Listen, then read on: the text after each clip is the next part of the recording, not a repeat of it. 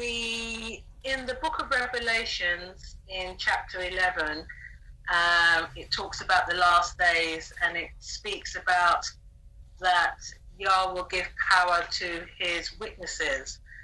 And I just wanted to find out more about the witnesses, because I hear from reading the scriptures that the apostles saw Elijah and Moses.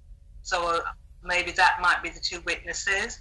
Or could it be Judah and Israel? Could they be the witnesses? So I just wanted to find out who they were or who they are in the last days. So there has been much speculation about who these two witnesses are. Who are these people? Who are these men? Who are these people? What does this mean? There's all kinds of speculation, just like there are speculation as to the 144,000. Also has speculations. So, but in order for you to understand this, there are things that you need to understand about the book of Revelation. In order for you to understand this, the book of Revelation is not written, it's not a public book. The book of Revelation is not a public book. And this is not talking about Elijah and Moses either. Book of Revelation was written in code. It was sealed. It was sealed. It's not meant for everybody. That's why it describes Satan as a dragon. Describe Israel. The nation of Israel was described in Revelation chapter 12 as a woman. Just like Revelation chapter 18 describes America, the Europeans, as a woman. So you go to Isaiah chapter 47, you see the Most High talking about a particular nation, and Yah describes them, and the Most High described that nation as a woman. So in order for you to understand Revelation chapter 11, there's a couple of things that you need to understand. For example, in Revelation chapter 17, you see that. Let's take a look at that. So these are prophecy, and this is what you see throughout the scriptures. In Isaiah chapter 53, you see the same thing. Bible prophecy is written undetected. Bible prophecies are written to be undetected. So when it happens, usually people will not know, because the Most High did not design it for everybody. It wasn't meant for everybody. So I want to show you something real quick that will help us to understand this. It's not what you think. Revelation chapter 11 is not talking about what you think. But, you know, I want to show you something in Revelation chapter 17. It's so easy to misunderstand this. That's why you see some people believing that only 144,000 will be saved. No, it will not be only 144,000. So, Revelation chapter 17. So, Revelation chapter 17. Look at from verse. First of all, it keeps talking about beast. You know what a beast is? A wild animal. Animal, say beast. So why not just go straight to the point? Why use all those metaphors? The same thing is what you see in Revelation chapter 11. So if you come to Revelation chapter 17, let's use that as an example. Revelation chapter 17. It says, then one of the seven angels who had the seven angels who had the seven bowls came and said to me, come, I will show you the judgment of the great whore, who is seated on many waters. Just think about this. Come, I will show you the judgment of the whore. What is a whore? Prostitute. An angel says to John, come, let me show you the mystery about a prostitute that is sitting down on many waters. What does that mean? Do people sit down on water? Can you go and sit down on a water, like on a river, and sit on a river? You might drown. So, well, let's keep going. Remember, like as I said, the same thing is what you see in Revelation chapter 11. So he says to him in verse 1, then one of the seven, this is Revelation 17, then one of the 7 angels who had 7 bowls came and said to me, come, I will show you the judgment of the great whore, who is seated on many waters. Verse 2, with whom the kings of the earth have committed fornication. Wait a minute. So, according to this, the kings of the earth are having sex with a prostitute that sits on a water. And the angel want to explain to John the Revelator, come, let me show you a woman who is sitting down on a water, and the kings of the earth are having sex with her. Really? Is that what this is really saying? Okay, let's keep going. Verse 2, with whom the kings of the earth have committed fornication, and with the wine of whose fornication the inhabitants of the earth have become drunk. So it says that from verse 2, whom the kings of the earth have committed fornication, and with wine of whose fornication the inhabitants of the earth have been made drunk. So he's saying that the inhabitants of the earth, those who are in the world, are drunk. Imagine this, that the whole people who are in the world are drunk. That's what it's saying. There's a particular woman that sits down on many waters, and she's able to sit down on the water, and she never drowned. And the kings of the earth are having sex with her. Then now we read that the whole world is drunk because of her. So how is she able to make the whole world drunk? Is there like a way of, has there ever been a time when alcohol was being sent into all countries and the whole world is drunk at the same time? Come on, let's keep going. Verse 3, so he carried me away in the spirit into the wilderness, in the spirit into the wilderness, in the spirit into the wilderness, in the spirit into the wilderness. My brothers and sisters, we are talking about spiritual things. Can somebody help me and go to 1 Corinthians chapter 2 verse 14 and 15, please? 1 Corinthians chapter 2 verse 14 and 15. Because John was taken into the spirit, so that he wants to show him about this woman who happens to be a whore, and the kings of the earth are having sex with her, and then now the whole world is drunk because of her. 1 Corinthians chapter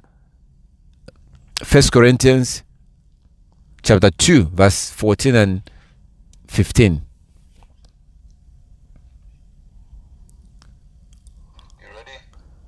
Yes, brother, go ahead. The book of 1 Corinthians chapter 2 verse 14. But the natural man receiveth not the things of the Spirit of the Creator, for they are foolishness unto him, neither can he know them, because they are spiritually discerned. Verse 15. But he that is spiritual judgeth all things, yet he himself is judge of no man. Verse 16. Okay. So read verse 14 again. The book of 1 Corinthians Corinthians chapter 2 verse 14. For the natural man receiveth not the things of the Spirit of the Creator. Okay. For they foolishness unto him. They are foolishness unto him. A natural man cannot receive the things of the Creator because they are the things of the Spirit, and to them is foolishness. So the book of Revelation was written like this for a reason. It's not meant for everybody. And the reason why we went to 1 Corinthians chapter 2 is because it says to John, come. Look at verse 3. Revelation chapter 17 verse 3. So he carried me away in the spirit into a wilderness. In the spirit. In the spirit. So if I do tell you the real meaning of Revelation chapter 12, you might end up laughing. It may not make any sense. Because we started out in chapter 17. I wanted to give you an example. We read about a woman who is a prostitute that sits down on many waters. Many waters. And she's also having sex with the kings of the earth. How is this possible? Oh, and then the whole earth is drunk because of her. How is that possible? It too. So these are spiritual things that was written down, intentionally written down to be this way, to lock it up. So those who are spiritual will read it and understand what it means, but regular people will not. When they read it, they think they will laugh. They will think it's like a comic novel or something, comic book. That's what they would think. So a Gentile, like European, will have hard time understanding this.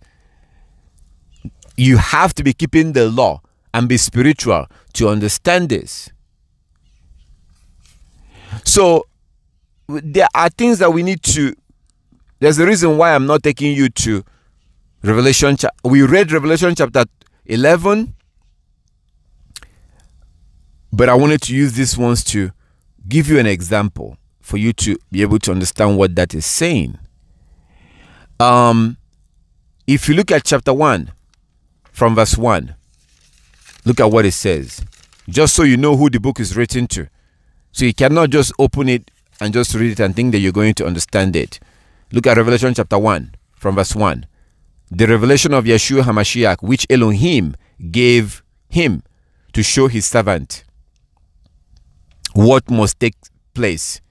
He made what must take place. He made it known by sending his angels to his servant John or Yahunan, who testified to the word of Elohim and to the testimony of Yeshua HaMashiach, even to all that he saw. Verse 3. Blessed is the one who reads aloud the words of the prophecy, and blessed are those who hear and keep what is written in it, for the time is near. So this, as you can see in verse 1, the revelation of Yeshua HaMashiach, which Elohim gave him to show his servant what must surely come, what will come in the last days. The book of Revelation is not meant for everybody. The law is meant for everybody. This is a private book, and it was intentionally written to be this way, so it can be locked up. This is the same reason why Daniel was not allowed to understand what he wrote. In the book of Daniel, Daniel was asking questions. There was some part that he asked, and he was told to keep that book. It wasn't meant for him. It was meant for those that will live in the last days.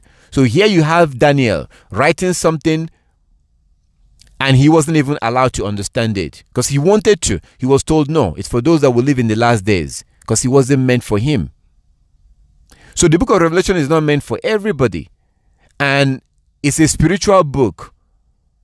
It's a spiritual book. So those who don't understand spiritual things might find it difficult to really understand what it means. Because you say, wait a minute, brother. So you're telling me that this book is saying this, even though it says this. That's what it would seem like. You're telling me that this book is not talking about the kings having sex with the woman, Is that what you think this is talking about? Do you really think that presidents of the world are flying to a particular country somewhere to go have sex with some woman? Really? Has that ever happened before? Has there ever been a time where the kings of the earth are going to a particular country to go have sex with a particular woman, and then at some point the whole world becomes drunk? Everybody becomes drunk. Really? This is written in code. It was intentionally written to be this way, to make sure that those who it doesn't belong to will not understand it, because this belongs to certain people. So it says in verse 3, so he carried me away in spirit into a wilderness, and I saw a woman sitting on a scarlet beast that was full of blasphemous name, and it had 7 heads, and 10 horns. Verse 4, the woman was clothed in purple and scarlet, and adorned with gold and jewelries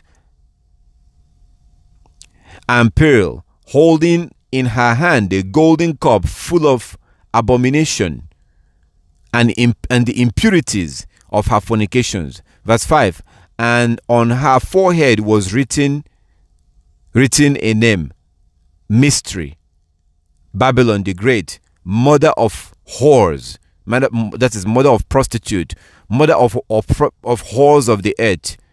And I saw that the woman was drunk with the blood of the saint, and the blood of the witness, and blood of the witnesses to Yeshua.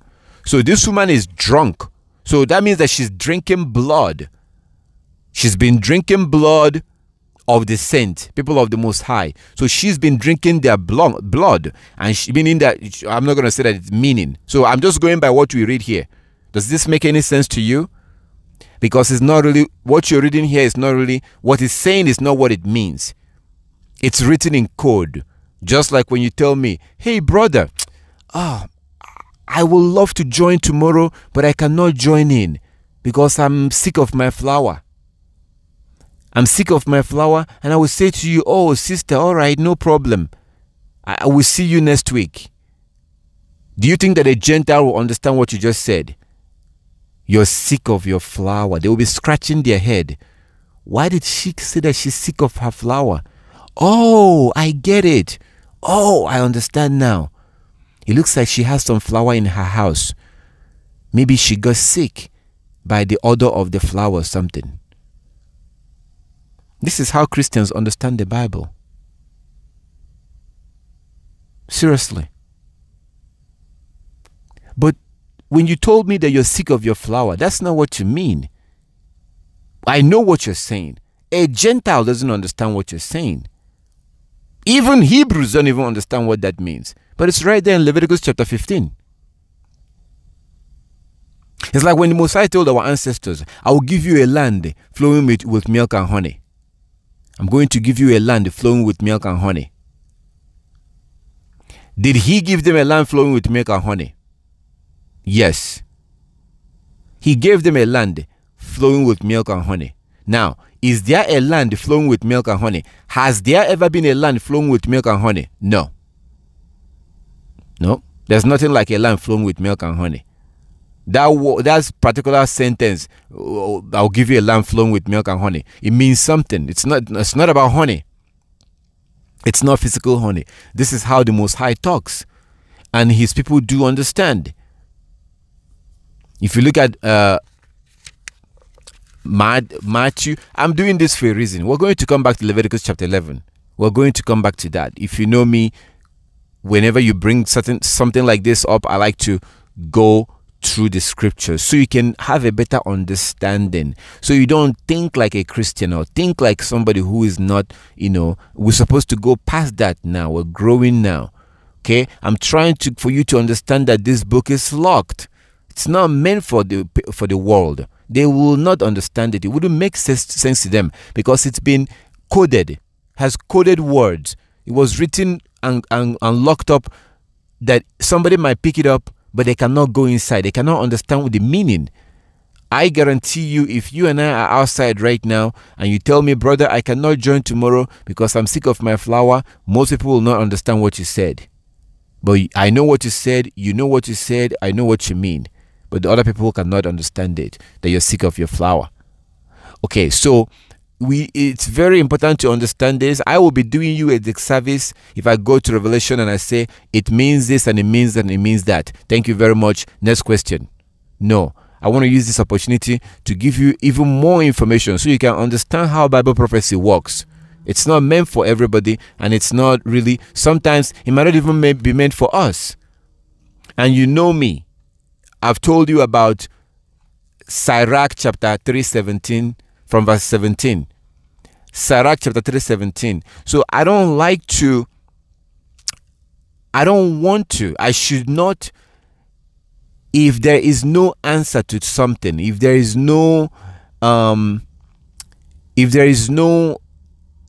if something is not available, I should not try to force it to be available, because oftentimes I'm going to develop something false. So just for the sake of having it available, by all means, that's not good.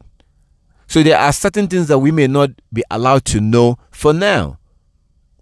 And if that is so, then it's so. Even Daniel was not even allowed to understand everything that he wrote, because he wasn't meant for them. So I don't want to be somebody that will want to have answer for everything, because there's time for everything, and you're not meant to know everything in one day or at the same time. It's take it one after the other. And there are certain things that are not meant for us to know, So let's go to Matthew 13. I want to show you something real quick, because revelation came from Yeshua HaMashiach, Christ. It came from the Most High, and the Most High gave it to Christ, and Christ gave it to the angels, and the angels gave it to John, and then John's supposed to pass it down to the servant of the Most High. Revelation chapter 1 from verse 1. But I want to show you something in Matthew chapter 13. I want to show you something real quick in Matthew 13. Matthew 13.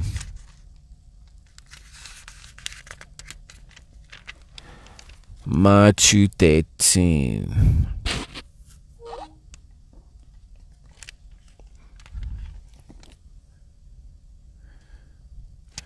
Okay, the new brother is still calling me personally on my Skype.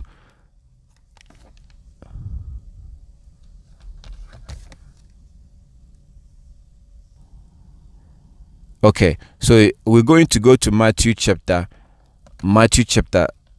13 from verse 34. If you like this question, if you're interested in understanding the book of Revelation, then you have to really pay attention to every verse, every chapter we're going to go to.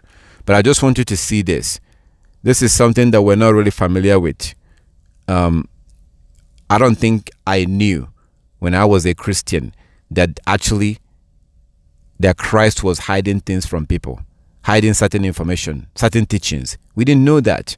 But look at Matthew chapter 13. So this is what you see in Revelation is nothing new.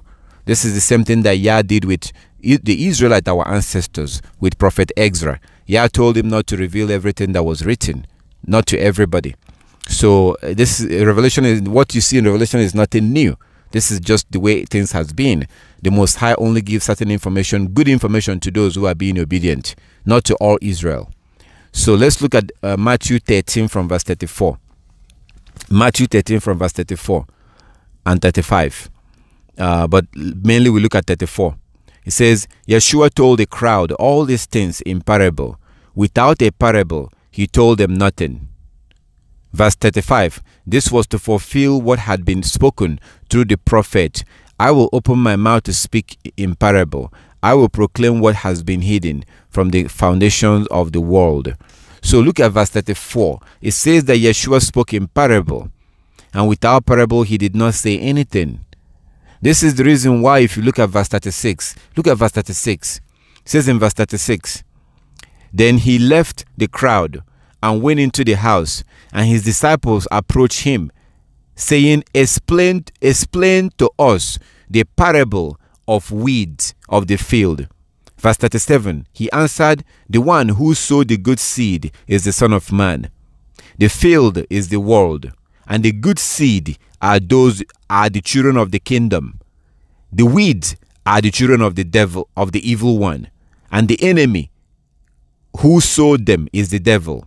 The harvest is the end of age, and the reapers are the angels. But I wanted you to see verse 36.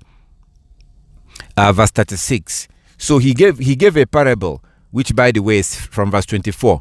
So from verse 24, you see the parable that he gave. In this Matthew 13, from verse 24, he gave a parable. Okay, so the point I'm trying to make here and show you this is that not even the apostles could understand Christ.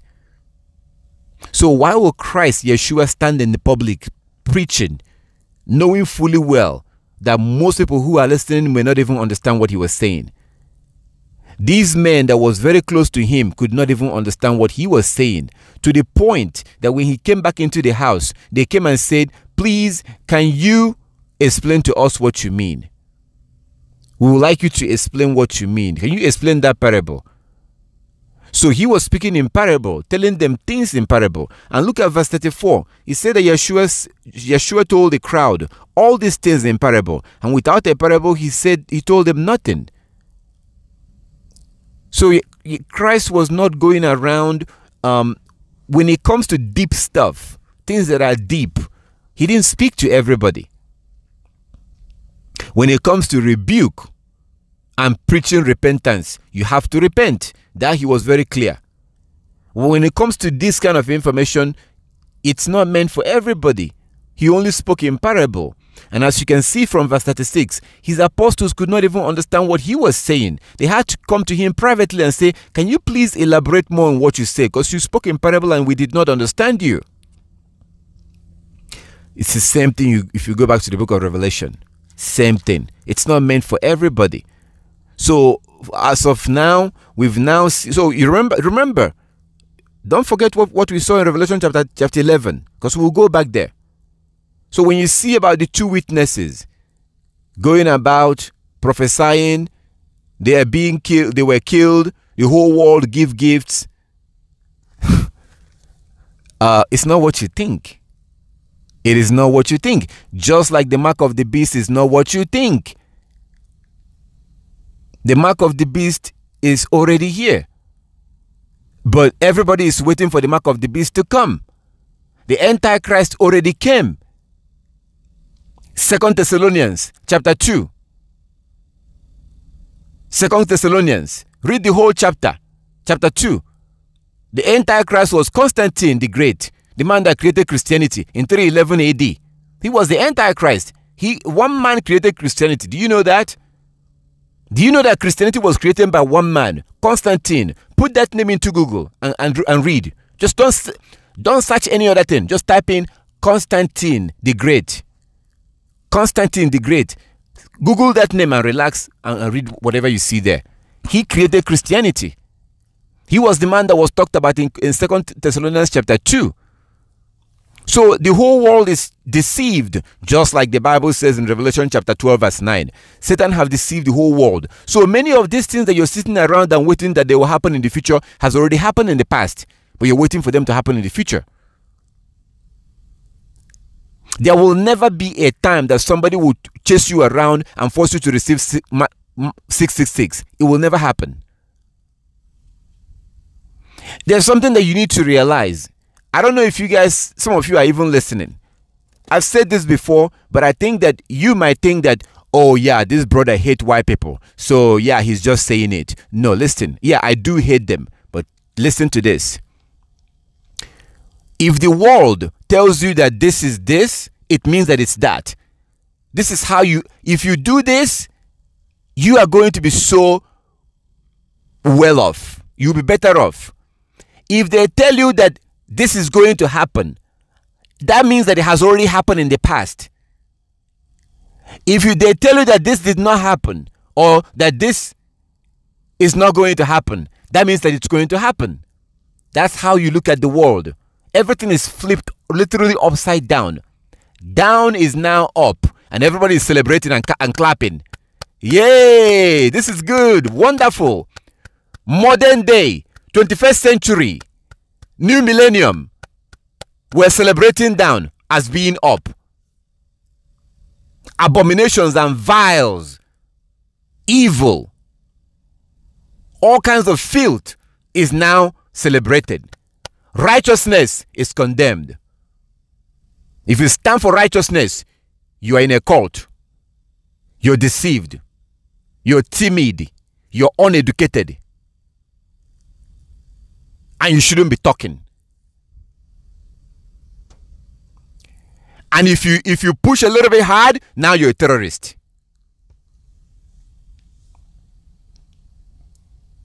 Do you even believe the Bible? Do you even believe the Bible? The Bible is telling you that everything will be flipped upside down. Good is bad, bad is good. Men are weak, women are strong. Men are encouraged to be shut up. Shut up and sit down. And shame on you for being a man. Shame on you for being manly. Shame on you for being masculine. If you're being masculine, that means you hate women.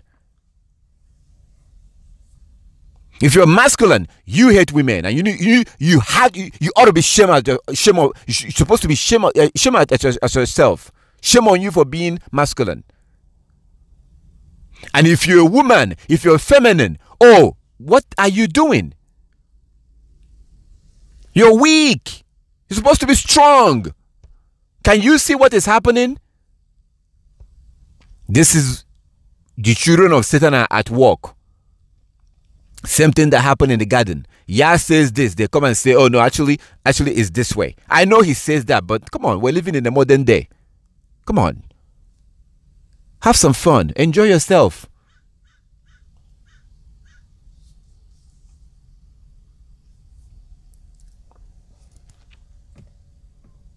So when you look at the world, if you see everybody dressing the same way, that's the wrong way. Do you see the way we dress today? With this shirt and trouser. That's the wrong way. Men who were forced to dress like that was ashamed. In 2 Samuel.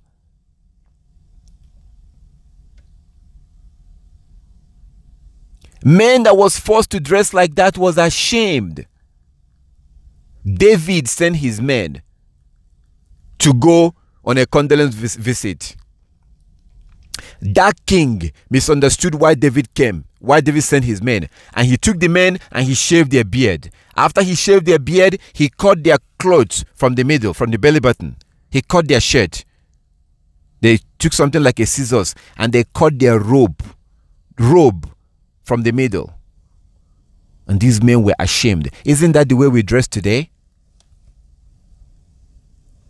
Because Hebrew men used to wear robes.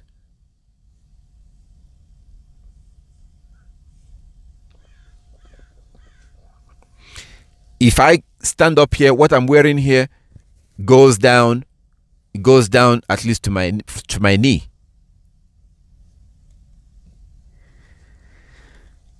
We're supposed to be wearing robes. That's how our ancestors dressed. But now we're shaving our beard and wearing shirt and trouser. Dressing moderately is not just for women. No. I see men that dress in an immoderate way and they're telling women that they're dressing in an immoderate way. No, it's for all of us, men and women. We're particularly warned not to uncover ourselves like the Gentiles do. We're not supposed to be wearing strange apparel. So if you see the way people dress today, that's the wrong way. Everything that everybody is doing is the wrong way. If you go back into the scripture, you will find out that it's actually not what the scripture says. Because the world is controlled by Satan. Everything is backwards. Backward. So it was the will of the Most High to give information about the last days. Not to everybody, but to few people. You don't understand this book just because you open it. No. So majority of the stuff you're looking forward to has already happened in the past. Again, if only you would believe your Bible. It tells you that Satan have deceived the whole world. What do you think that means? When it says in Revelation chapter 12, Revelation 12:9, that Satan have deceived the whole world, It means that he has deceived the whole world. Everything is screwed up. Any part of the world that you go, very few countries doesn't have democracy, the so-called democracy. That's against the law. That's a satanic system. Their medical system is satanic because they're using synthetic drugs. They're using chemicals to cure, to treat you. They don't cure you. They don't talk about cure. They talk about treatment. I don't need treatment. I need cure. But they don't talk about that. Everything is flipped upside down. Their medical system is satanic. It even has this snake on it. Their insignia, their medical insignia has a snake. They are laughing at you. You don't even realize it. Satan is mocking you. His children put his sign over there in their medical system and you don't even see it.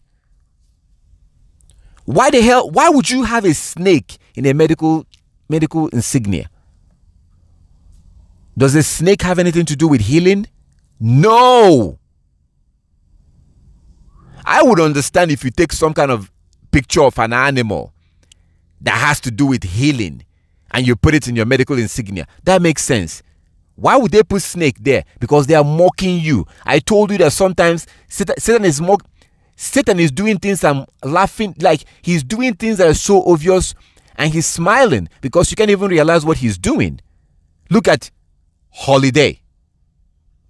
Holiday. Holiday. Holiday. Holiday. Holiday. Do you think that that's a coincidence? No. It's not a coincidence. Holiday, holiday. It's not a coincidence. These things are so obvious. Look at the word, the month. The word, the month. It's counterfeit of moon. Month. Month. Month. So Satan is doing these things intentionally. But the reason why that people don't see it is because the world is so screwed up. The world is so upside down that these things are so obvious and people don't even see it. They don't even see it. That's how bad things are. Shouldn't the whole world be waking up and using the lunar calendar just by that word, the month, but they don't even see it. I'm showing you words that you may not even think about. But these words were intentionally chosen. Intentionally. It's like Satan is being arrogant.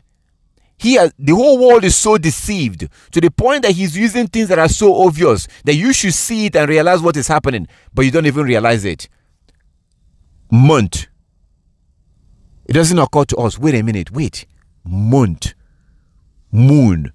The moon changes every night. It doesn't even occur to us. Holiday. Holiday.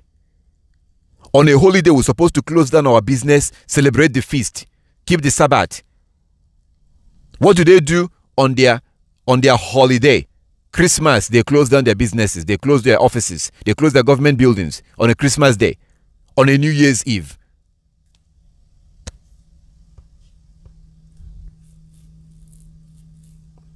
Now I'm going to give you another one. Makeup. Why do you think they call that word makeup? Do you understand that English is the language of this time? English was what Greek was like at their time. Greek, Latin, Hebrew. Today is English.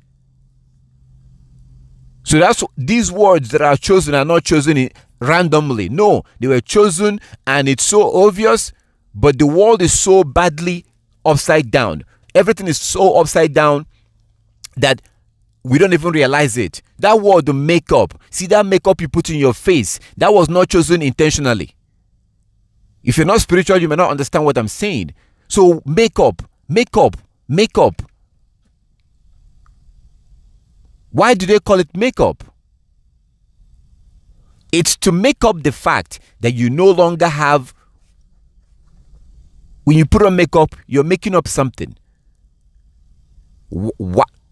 If you go to makeup was mentioned about twice in the scriptures. Jezebel had it on. The Most High also talked about in the book of Jeremiah how Israelites are making themselves up to seduce their lovers. They make themselves up to seduce their lovers. When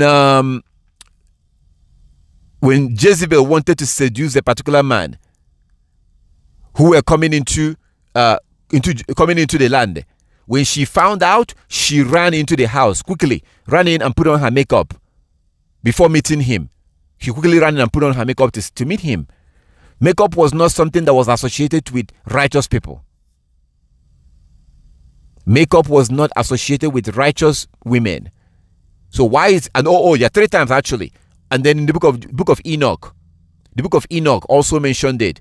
When the angels, the fallen angels were, well, not really fallen angels, but when the angels were teaching those women how to put on eyelashes, something in their eyes. So that's the 3 times that the scripture mentioned makeup. It's all negative. Because there was a time, not anymore, but there was a time that a woman's beauty is not physical. It's not by physical. In Hebrew did not see it that way, because we did understood that at some point you are a little baby. At some point you are a girl, you are a woman, then you are a grandma. We do understand that. So we did not judge people based on their physical looks. If somebody looks handsome, we acknowledge that, we move on. If somebody looks beautiful, we acknowledge that, we move on. But we don't dwell on that. We don't marry people because they are beautiful. Because we know that beauty is it's in the eyes of the beholder. And it's not about the physical looks. It's about the behavior. That's how we used to think. That is how we used to think. So a beautiful woman in a Hebrew culture will most likely be like Susanna. If you read the book of Susanna, it tells you that she was raised in the law. And you saw that when trials came, when tribulation came, she would rather die. She chose to die rather than to break the law. So the woman you see in Proverbs 31, that would be a beautiful Hebrew woman. That's beautiful. In Proverbs 31. So unfortunately, we don't have those qualities anymore. We don't have those qualities anymore. Same thing applies to men in a certain way. Because a man of Yah is supposed to serve Yah. A Hebrew man is supposed to serve Yah. Keep the commandment and serve Yah. We don't do that anymore. So the things that you see in Titus chapter 2 that have been taught, these things that you're supposed to teach women, how to cook, how to clean, how to be a housewife and love babies and have babies and stuff like that, I don't know if you can agree, but we don't teach those things anymore. We're more focused on sending them to school. So they don't have those biblical beauty anymore, those righteous beauty anymore. They don't have it. So now you have to, put on all this stuff to make up the fact that you don't have that. That's really what Satan is doing here. That's why they call that word makeup. And it's so obvious as to what is really going on here. But things are so bad that we don't even realize it.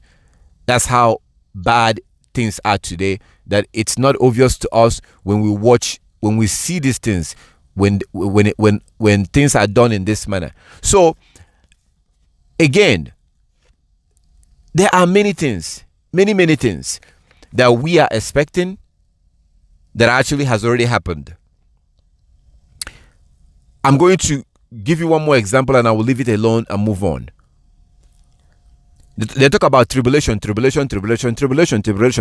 great tribulation. I remember when I was a Christian, I watched a movie. I actually owned the movie. I bought the movie, I watched it. It's called The Great Tribulation. They were showing you what was going to happen in the future, how the world will be in chaos, and those who believe in Jesus are going to be raptured, and the rest of the world will be in great tribulation, blah, blah, blah, absolute nonsense. What they are reading,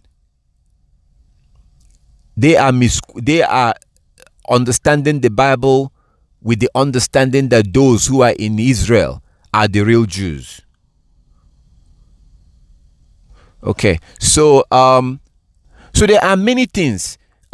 First of all, their understanding is that they are thinking that those who are in Jerusalem are the real Jews. So when you see the movie Left Behind, Great Tribulation, Armageddon, I had these movies, and when you watch them, it scares you.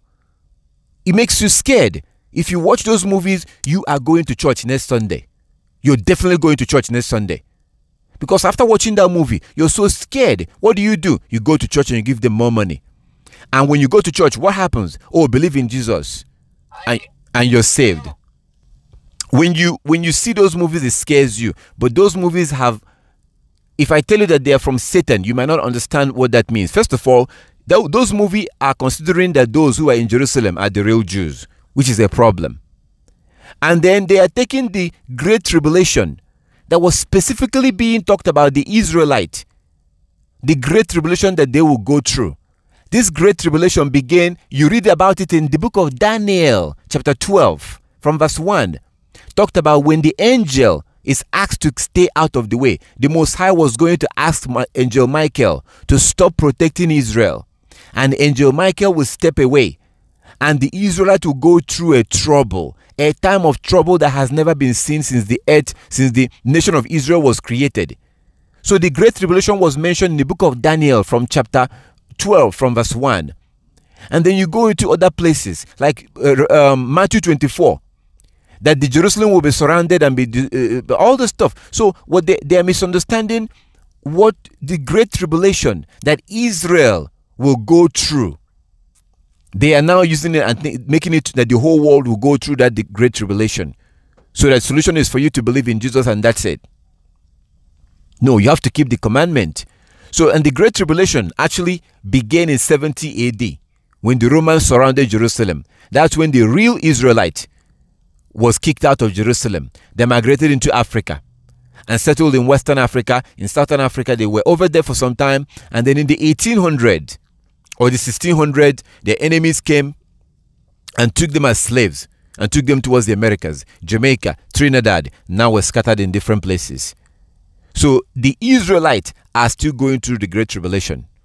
Till now, why are they going through the Great Tribulation? Because of disobedience to the law. So that Great Tribulation is talking about the Israelite. Christ was not talking about the whole world in Matthew 24. He was talking about the Israelite. Matthew 24, Mark chapter 13, Luke 21. These three places are talking about what the Israelite will go through. But that has been twisted. So now you're being scared that Great Tribulation will happen in the future. So you better get to church now and pay your tithes and your offering and believe in Jesus. That is a false information. There will be a time of punishment that will come upon the whole world. That's Isaiah 24. Isaiah 24 verse 1 to 6. Isaiah 24 verse 1 to 6. It is so detailed. It is so beautifully put together by the Most High. Just 6 verse. It is so detailed. It tells you what he will do to the world and the reason why he will do it. That's what we should be worried about right now. Because the Most High will, this nuclear bomb that they have will begin to go off. These nations will begin to fight each other. And that's something that they're calling World War III. And according to Isaiah 24, by the time it's over, very few people will be left in this world. Most of those that refuse to keep the law will be burned up. Because in Isaiah 24, verse 1 to 6, the Most High tells you the reason why he will destroy the world through fire. The reason is because we abandon his law. He tells you that right there in Isaiah 24, verse 1 to 6. Then you go to Malachi chapter 4, verse 1 to 4. The Most High repeats almost the same thing. Malachi chapter 4 from verse 1 to 4. Then in verse 4, he tells you to remember the laws of Moses. That's talking about future prophecy. So Great Tribulation is not going to happen. It began already in 70 AD. And the Israelites are still going through the Great Tribulation. The Chinese are not going through the Great Tribulation. The Europeans are not going through the Great Tribulation. The Gentiles are not. The Hebrews are going through the Great Tribulation. Because Christ was talking about the Hebrews in that Matthew 24 and Luke 21. The whole world will suffer for not keeping the law. But that is not the Great Tribulation. That is the punishment that the Most High will inflict on the earth for refusing to keep the law. So the same thing he did at the time of Noah will happen again, now with fire. Like he told Noah, I will never again destroy the earth with water. And Christ says in Matthew 24 that before he returns, the world will be as it was in the time of Noah. How was it in the time of Noah? Lawlessness. Like Christ says in Matthew 24, that lawlessness will abound. That's the time we're living in right now. So a lot of the things that you're expecting will happen has already happened. And the things that they're saying is going to happen has happened. The things that they're telling you that has already happened. Like when they say that those in Jerusalem are the real Jews. No. Where is their slaves? Isaiah 14 verse 1 and 2. Where is their slave in Jerusalem? Because it says that when the Israelites go back into their land, that they will take their oppressors, those that oppressed them, those that captured them, will now serve Israel in their land. So do they have a slave over there in Jerusalem? I don't think so. If they do, show me. So when they tell you that the Israelites are now back in their land, that's not true. That means it's going to happen in the future. So if they tell you that this is going to happen, I'm telling you it most likely has already happened. Now they're saying that Israel is back in their land. That means it hasn't happened. So that's how you have to look at what's coming from the Gentiles. These are the seed of Satan. It's all about lies. When you talk about freedom, when I look at young people dressing, quote unquote sexy, I feel so bad for them. You have no idea what you're playing with fire. If you're exposing your body, you're playing with fire. And that fire you're playing with is that a man is going to see you, lust after you, take your phone number, chat with you, lie to you, and lay with you and toss you out. I feel so bad for, I feel kind of bad for my Hebrew sisters who are dressing sexy, because the idea of dressing sexy comes from the Gentiles. It's bad for you. It will only attract hooligans, whoremongers, male prostitutes, who I used to be one of them. So if we move over back to Revelation, it was never meant for everybody. So just like it tells you there will be two witnesses. Well, we see as we continue to look at, I just wanted to have the angel explain who this woman is. Because the angel have talked about the woman who is a whore that sits in many waters. She's having sex with the kings of the earth. And because of her, the whole world is drunk. And then when John saw her, she was drunk herself. The woman herself was drunk with the blood of the saint. The saint will be the Israelites who are keeping the law. So she was drunk with their blood.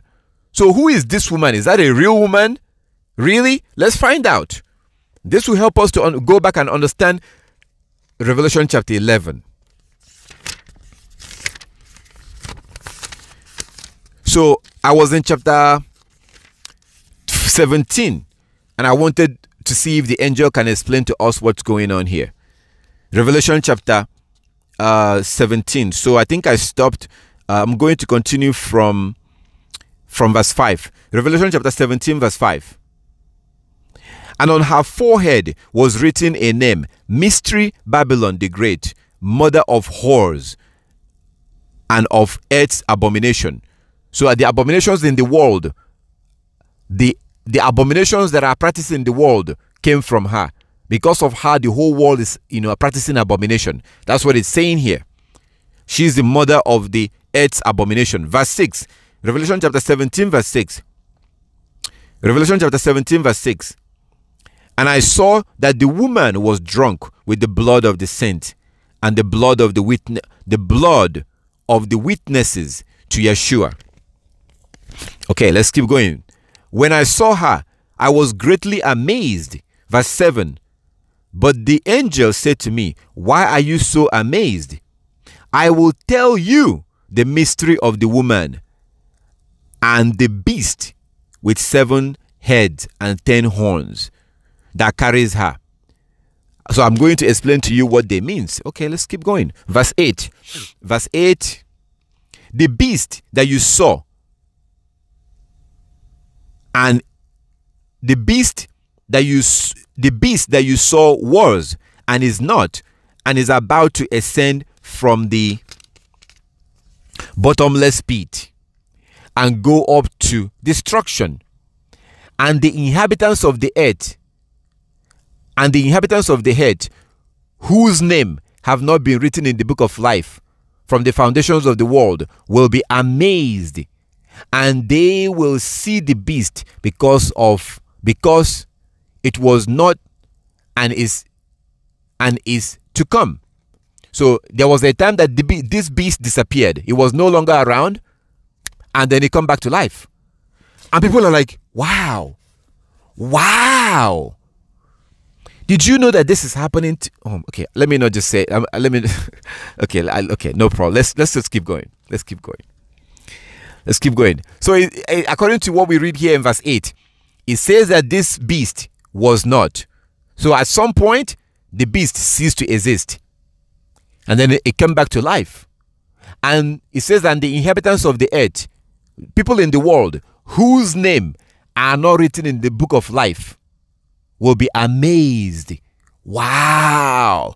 This beast came back to life again. Wow. Verse 9. This calls for a mind that has wisdom. So it's telling you that to understand this, you have to understand it calls for a mind that has wisdom. A mind that has wisdom. Okay. So we continue. The 7 heads are 7 mountains on which the woman seated. So that 7 head in the beast is actually mountains. That's what the angel is saying. These things will help us to go back and understand Revelation chapter 11. Okay? So it says that these are 7 mountains where the woman is seated. Also, they are 7 kings. So that 7 head is actually 7 mountains and also 7 kings. Verse 10, of whom 5 has fallen and 1 is living, and the other has not yet come. Now remember that this is really not for you. This explanation was for John. Because when it says there are 7 kings, of whom 5 has fallen and 1 is living. Living when? Living at that time. He is talking to John right now at that time. He's telling John that 5 kings has already come and passed. So the one who is alive right now, he is the one that is being talked about here. Do you understand what I'm saying? So don't read this like a Christian and think that everything you see in Revelation is talking about the future. Everything you see in Revelation is talking about the future. No. He's talking to John the Baptist or John the Revelator. He said that again, he says, verse 9, this calls for a mind that has wisdom. The 7 heads are 7 mountains on which the woman seated. Also, they are 7 kings. Verse 10, of whom 5 have fallen, 1 is living. So 1 is living, meaning that he's still alive at that time. 1 is living, and the other has yet to come. So as of the time of John the Revelator, the rest have not come yet. 5 has already fallen, and 1 was alive at the time of John Revelator. And as of the time of John Revelator, there's still more that will come. And from the time of John the Revelator till this modern day, most of them have already come and gone.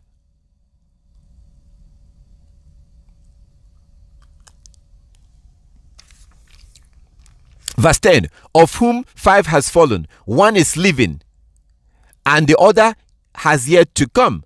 And when he comes, he must remain only a little while.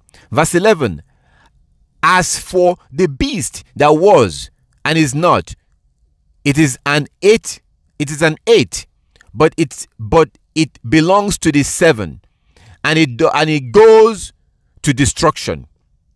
Verse 12, and the 10 horns that you saw are 10 kings who have not yet received their kingdom, but they are to receive authority as kings for 1 hour, together with the beast. So the horns that you saw are actually 10 kings. So those horns are actually kings. So why didn't he just say these are 10 kings? Why does it have to be described as a horn? And then the angel have to explain what they means, because this book is locked. It's not designed for anybody to pick it up and open it and understand it. That's why if I tell you that nobody will ever chase you around to give you a mark of the beast, if I tell you that, you think I'm crazy. You be like, you tell me, brother, it says it right there. It says 666. Okay. Yeah, it also says 10 horns. And then it tells you that those 10 horns are kings. It also says a woman who is drunk with the blood of the saint, and kings of the earth are having sex with her, and the rest of the world are drunk because of her. It also says that. It also says that Satan is a dragon. Is Satan a dragon or an angel? Which one is it? Okay, so it says, verse 12, and the 10 horns that you saw are 10 kings who have not yet received a kingdom, but they are to receive authority as kings for 1 hour together with the beast. Verse 13, these are united in yielding their power and authority to the beast. Verse 14, they will make war with the Lamb. They will make war with the Lamb. They will make war with the Lamb. Do you know who is the Lamb? Yeshua HaMashiach. That's who this book describes as the Lamb. So this beast and the other kings will unite together and make war with the Lamb. Verse 14, they will make war with the Lamb, and the Lamb will conquer them. For he is Lord of lords and kings of kings, and those with him are called chosen and faithful. So he will make war with the lamb. What is usually a lamb? A sheep. An animal is a lamb. A lamb, like the one we use for Passover. So why is Christ being described as a lamb here? A lamb. But it goes on to explain to you who he really is. Verse 14. They will make war with the lamb. For he is Lord of lords and kings of kings, and those with him are called chosen and faithful. Chosen and faithful. He's going to particularly have the 144,000 of the Israelites that will follow him to serve. But that doesn't mean that only 144,000 will be saved. These are just people that will follow him to serve him, to help him to on that rulership. Verse 15.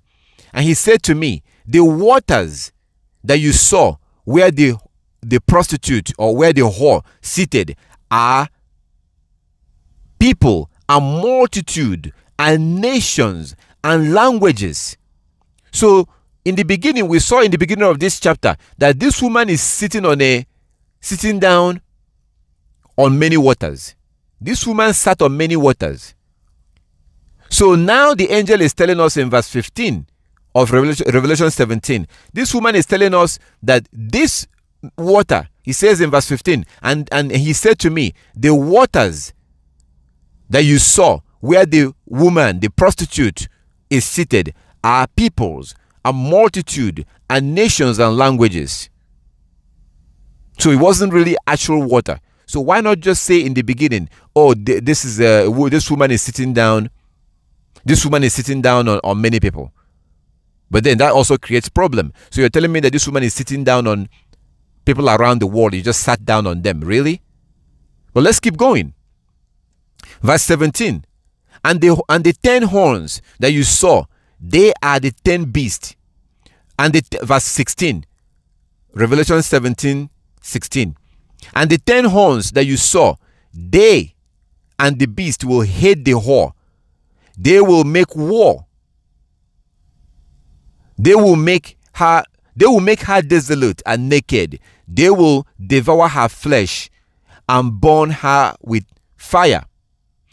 Verse 17. For Elohim has put it into their heart to carry out his purpose by agreeing to give their kingdom to the beast, until the word of Elohim be fulfilled.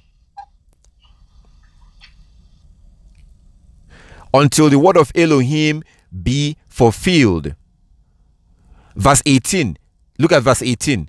The woman you saw is the great city that rules over the kings of the earth. The woman you saw is the great city that rules over the kings of the earth. So it wasn't actually a woman, it's actually a city. But a city is made up of people in that city. So the question is, why not just go ahead and just say that, just be straightforward, and this city is going to sit in many people and this. And so the woman is actually a particular nation that rules over the kings of the earth. And if you continue to read, this transition into chapter 18. This goes into chapter 18. So this right here in chapter 17 is talking about the Romans, who are also known today as the Europeans. That's what this is talking about. So when it says that they sit over this woman sit over the kings of the earth, or over the nations of the earth, if you look at Roman Catholic Church, look into it. Okay, Roman Catholic Church has churches worldwide. Worldwide. If you grew up where I grew up, you are either a Catholic or you're Anglican. You have no choice. Ask any Igbo person. You don't have any choice. You are either you will never meet any Igbo person that doesn't have a British a white man's name.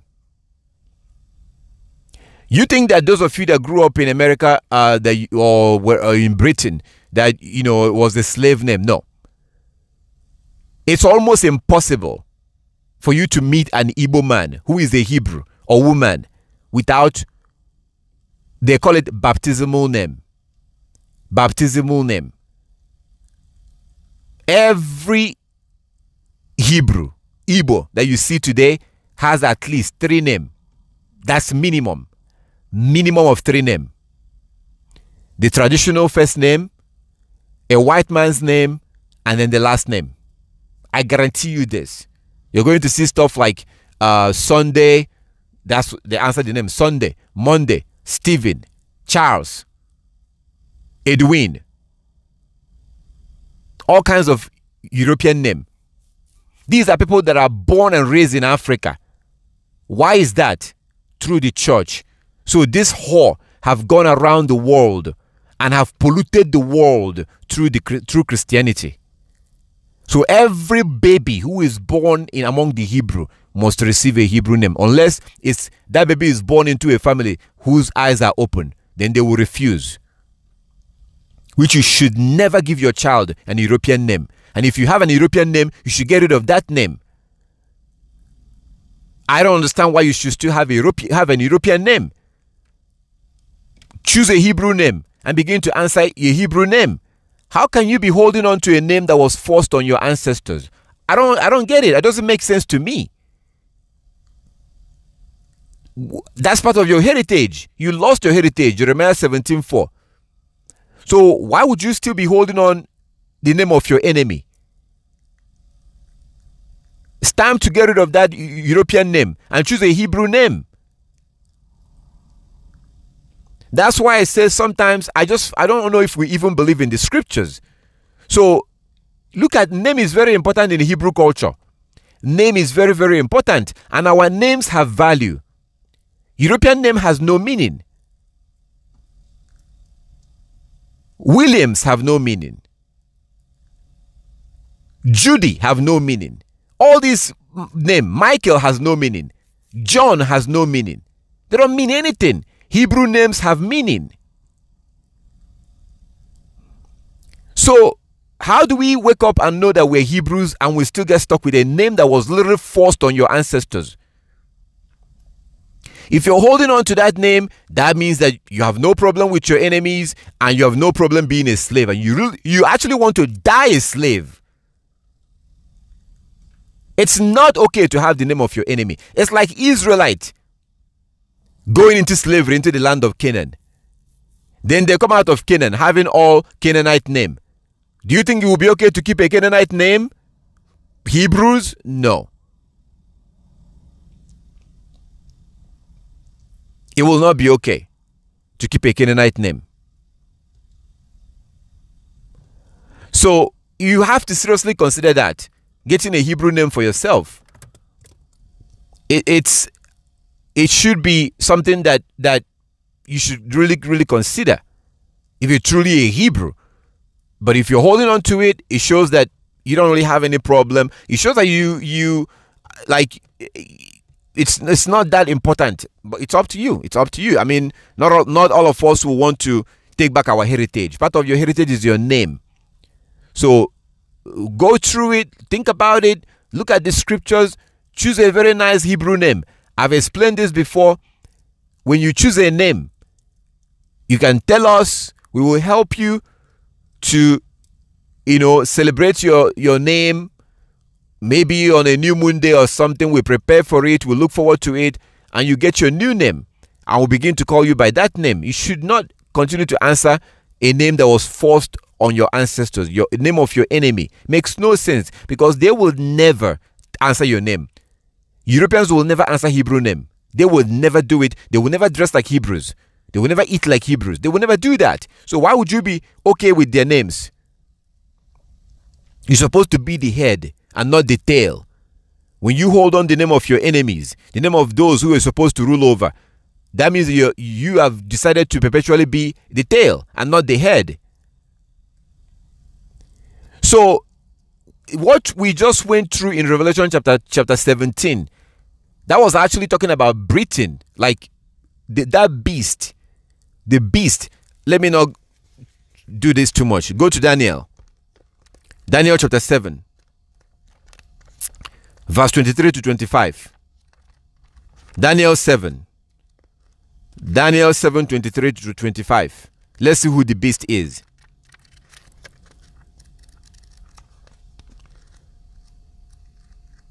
If you look at Daniel chapter 7, verse 23 to 25, it tells you that the beast is the fourth kingdom. In the New Living Translation, it says it's a world empire that rules over the whole world. The kingdom that rules over the whole world. So, what you see in Revelation chapter 17 is the religious aspect of this beast.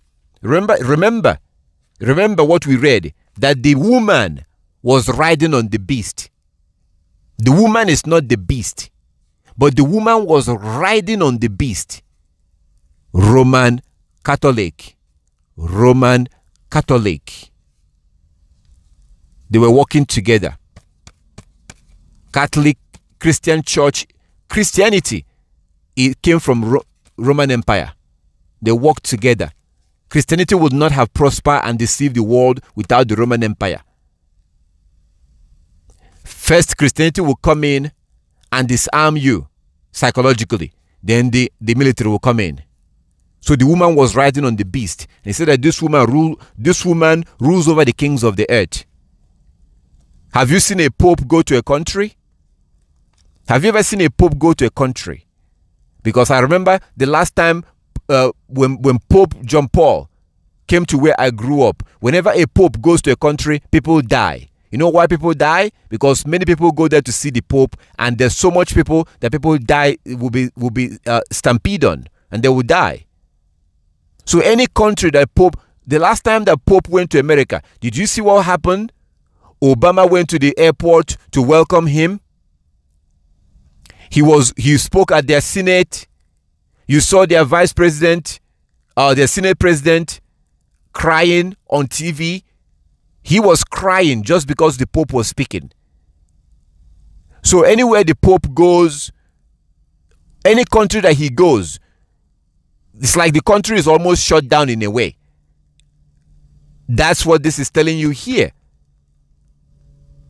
That's what it's telling you here. Vatican is a country itself. Rome, the seat of the Catholic Church, is a country. Vatican The headquarter of the Catholic Church is a country on its own.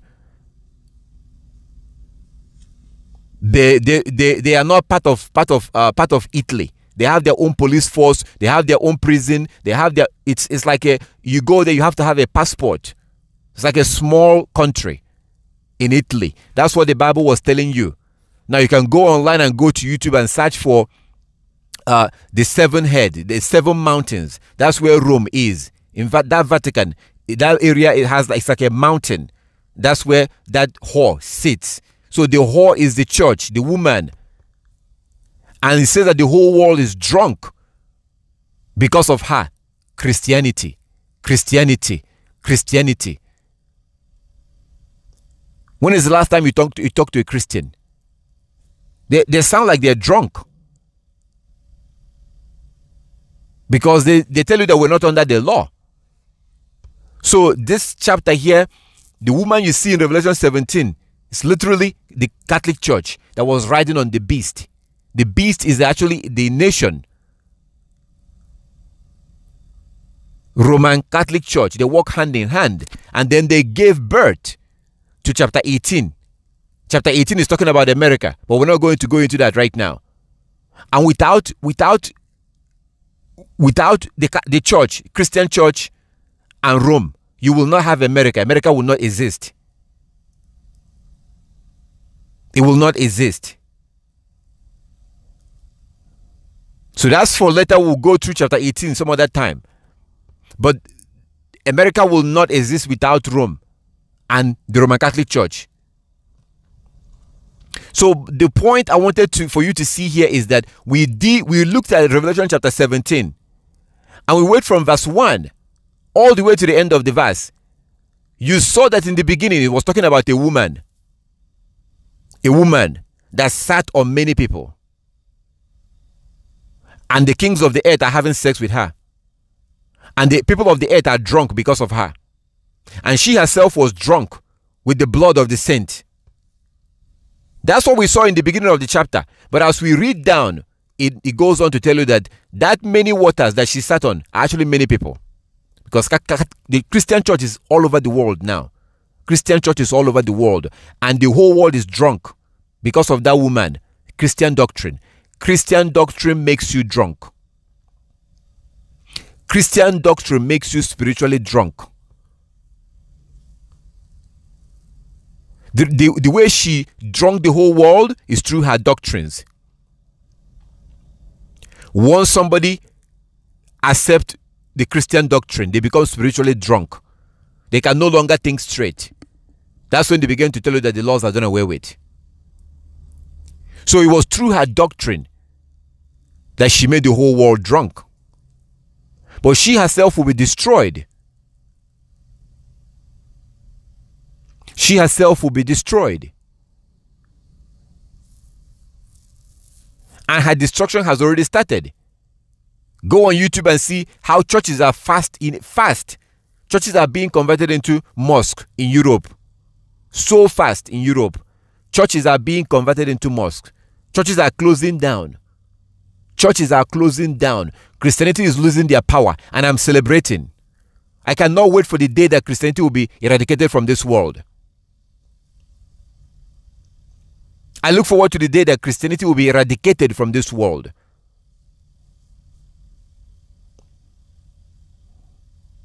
So I enjoy the idea that the Christian churches are being converted. So the churches are closing.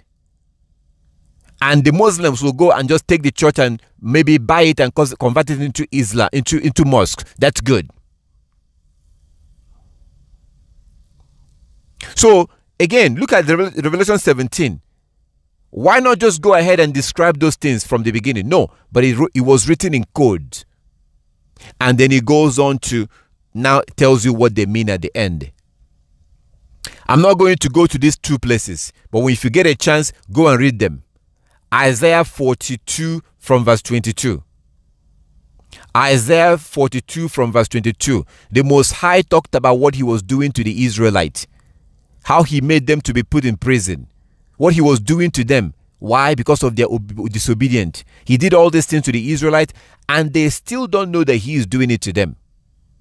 And then the Most High asks a question. Who will be able to understand what is happening and explain it to others? The Most High was asking, can somebody understand what is happening here and explain it to them? Because the Israelites don't understand. Israelites don't understand. That's why he says in Jeremiah chapter 5, we have ears, but we don't hear. We have eyes, but we cannot see. What is the Most High talking about? That we have ears, but we're not able to hear. We have eyes, our eyes are open, but we cannot see. What is he talking about? He's talking about spiritual things. That's why he says in Isaiah chapter 42 from verse 22, who is going to be able to understand what I'm doing to my people and explain it? Also Jeremiah chapter 9. Jeremiah chapter 9, 11 to 16. The Most High asks, who will be able to understand this? I'm going to kick the Israelites out. I will kick them out of their land because they broke the law. Jeremiah chapter 9 verse 13. Jeremiah 9:13, because they broke the commandment. They refused to keep the law.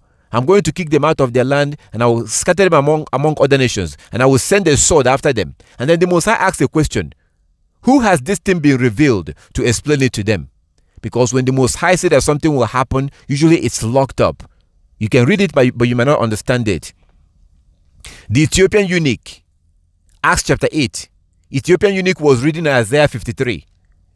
The Ethiopian eunuch was reading Isaiah 53 and he could not even understand it. He was not able to understand it. And the Most High sent an Israelite to go talk to him. And the Israelite came up to him in that chariot and said, do you understand what you're reading? He said, how can I understand except a man teaches me? And then the Israelite began to show him. And after he understood, he got baptized. So Bible prophecy is locked. It's not meant for everybody to just open and understand. Even Daniel, like as I said, was not even allowed to understand some of the stuff that he wrote. Daniel was asking a question. He asked, what does this mean? He was asking about the fourth kingdom. And you and I are living under the fourth kingdom right now. You and I are living under the fourth kingdom today. The Europeans are the fourth kingdom. The Europeans are the fourth kingdom. If you don't understand what that means, go and read Daniel chapter 2 and Daniel chapter 7. Daniel chapter 2 and chapter 7. I've been saying that you should read that. Read it. You need to understand what the Most High said will happen in the last days. There are four kingdoms that will rule the world. The Europeans are the fourth kingdom. They are the last kingdom. After them, the kingdom will be given back to the Israelites. As you see in the book of Daniel chapter 7 from verse 9 to 14. And also Daniel chapter 2. Read the whole chapter. So we're living under the last kingdom, the fourth kingdom. When Daniel wanted to get some more information about the fourth kingdom, basically he wanted to get some more information about the things that he saw. He was told to seal those things up, that it wasn't meant for them. It was meant for those that will live in the time of the end. But then how can those in the time of the end understand it? Even though it was written by Daniel. Because the Most High will now give the spirit and the understanding to some people. They'll be able to understand it and then explain it. But then you have a problem now, because according to the book of what? Book of 1 Corinthians that the brother read. 1 Corinthians chapter 2, verse 14 and 15. Well, if the things of the spirit is being explained to you, it will sound so crazy and laughable. So when I tell you that woman over there in Revelation 17 is the Catholic Church, that sounds crazy. Even though I'm trying to give you practical example. If you look at Roman Catholic Church worldwide, which Christian church is part of the Roman Catholic Church? I know they won't admit it, but it's true. Without the Roman Catholic Church, you have no Christian church. Without the Roman Catholic Church, no church will exist today. And the Roman Catholic Church has nothing to do with the Bible. Because Roman Catholic Church is known for images. This image, that image, Mary's image, Jesus' image, St. Patrick, St. John, St. Paul, St. this, images everywhere. Do you see that in the so-called New Testament? No.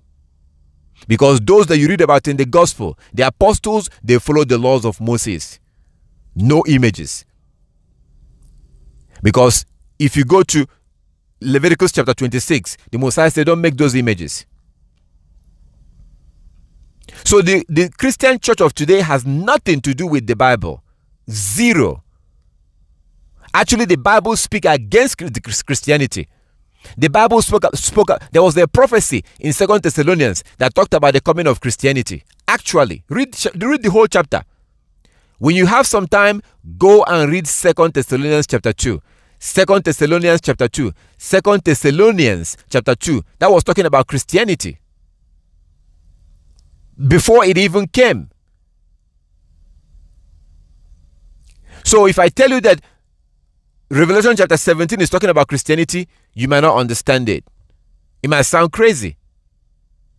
And the whole world is now drunk. Just like that woman is actually not a woman. It's actually a city. That's Vatican. That rules over the kings of the earth. The Catholic Church has, I think they have a seat at the UN. That means that it's a nation. It's a city. They have their own passport. You have to have a citizen. So if you're a cardinal, if you're a Catholic cardinal, then you're a citizen of the Vatican. They have their own laws. They have their own laws. They don't abide by the law of Italy. They don't do that. They don't abide by the law of the Italian government. Vatican. I'm going to get some video and show you so you can see. Vatican is a city by itself. That's what this is talking about in Revelation. And that whore, that prostitute was riding on the beast. And the beast are the Europeans. That they are the ones that created the Roman Catholic Church. Every single one of churches that you see today, any church, any congregation that gathers on Saturday or Sunday is part of the Roman Catholic Church. But those people in that church are going to deny it. Oh, no. Catholics say, no. Yeah, no. If you are worshiping on Saturday or on Sunday, you are part of the Roman Catholic Church. Whether you like it or not. It's like a child that is arguing with their mother and saying something negative about their mother. You can say whatever you want to say about your parents. They are still your parents. They are still your parents. That's why it says, come out of her, my people. Come out of her. Get out. Come out. Come out. And of course, that was talking about the next chapter of this whore, which you see in chapter 18. That religious thing turned into a nation that you know as America. We're not going to go to chapter 18 right now. But literally, that woman you see in chapter 17 is talking about the Christian church that came from Roman Catholic Church. That's what it's talking about. Those horns and the kings, those are Roman emperors that have come in the past. Those are Roman emperors. Like it says, for example, in the book of Daniel, chapter 7, 23 to 25. Daniel 7, 23 to 25. Daniel chapter 7, verse 23 to 25. It talks about the beast, the fourth kingdom, that would think to change the times, the festivals of the Israelite, the sacred times. He would change it, think to change it, and the laws. That's why the calendar came from Julius Caesar, or whatever his name was. He created the calendar, and then from there, who modified the calendar? Gregorian, Pope Gregory. This fake man-made calendar came from the Roman Empire. It came from them. The fake calendar that the world is using today was originally created by Rome. It was modified by Pope Gregory.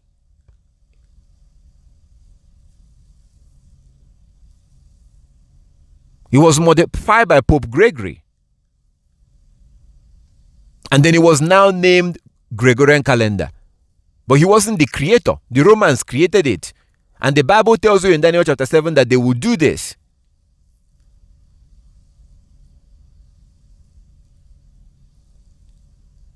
So you see, the beast created the calendar.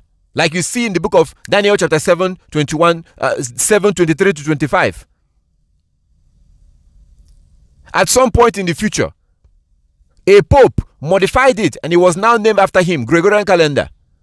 That's what the Bible is telling you, that the beast is riding along with the whore is riding with the beast. They are together. This is what you read in the Bible, but I'm giving you physical evidence, the things that has already happened. This is not like, this is 100% accurate. There's zero way, no other way to explain this. Zero. And you might even see some Gentiles who will admit this to you. Oh yeah, of course. That was talking about Catholic Church.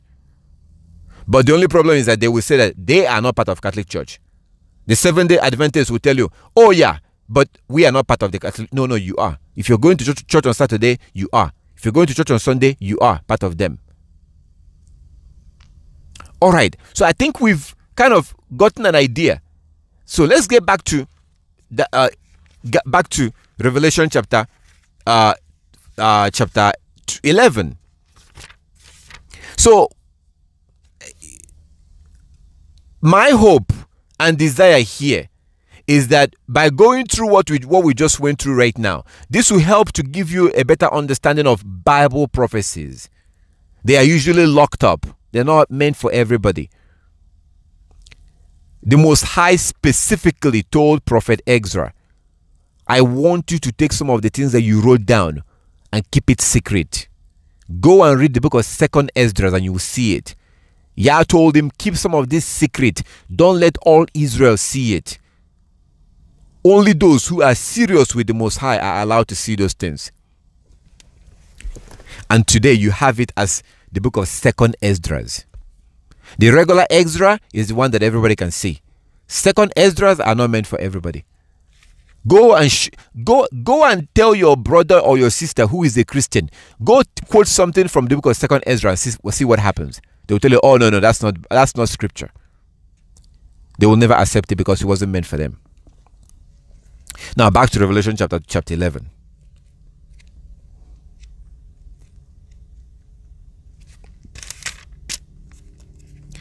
Revelation chapter 11.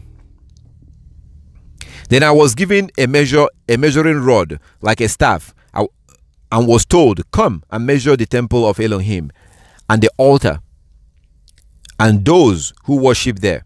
Verse 2. But do not measure the court outside the temple. Leave that out, for it is given over to the nations, and they will trample over the holy city for 42 months.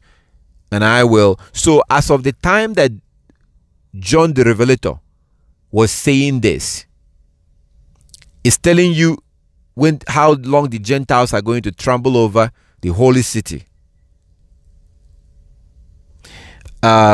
It's been given over to them, and they will trample over it. I'm not going to go into too much details in that. There's actually some things that I can't even tell you here. Not because I don't know, but there's just time for everything. There are some things that you might see here that you actually it might be misunderstood. So the more you grow spiritually, the more Yah will make these things more suitable for you. The more you understand them. Those who are still young spiritually may not understand some of these things, and there are certain things that it's not appropriate for me to say that this is what this means, just because it can easily be misunderstood and be used, like it can cause you to it can let me not even, because I don't want to end up doing that right now, saying what I may not, So my prayer is that as time goes on, as you read and study and keep the law and grow, things will happen accordingly, like the Most High desires, and you'll be able to learn these things as time goes on. But like Paul, like I'm not saying anything special here.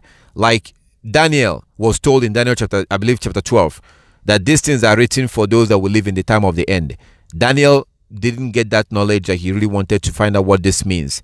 So there's time for everything, and sometimes that we might come across something that I may intentionally skip because I don't want to explain it, just because not everybody might understand it, and it might end up causing you a problem, actually end up causing you confusion or misunderstanding, or that's not even my fear. My fear is that it can be misunderstood to the point that somebody might then go ahead and relax and be like, oh, okay, yeah, we still have some time or something.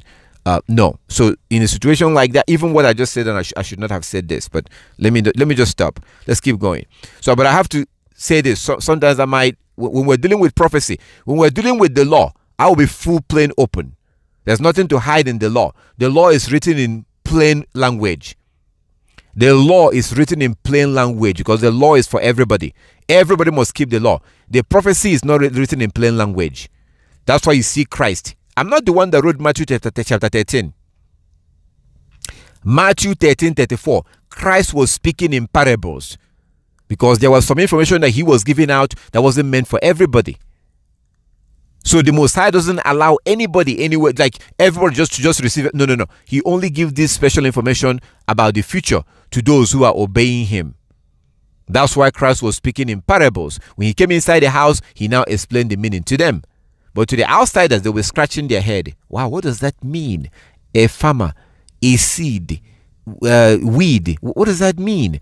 Those people that listened to him that day outside, some of them, if the apostles could not understand what he was saying, how could they understand it?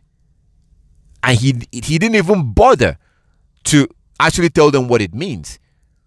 That's what I'm trying to say. So I'm not trying to hide something and be exclusive. It's just that there are certain information that are just not, there's time for everything. Let me put it that way. There's time for everything, and my prayer is that when the time comes, you receive that. So I'm going to be very open when it comes to the things of the law in explaining that. But when it comes to prophecy, there are some things that I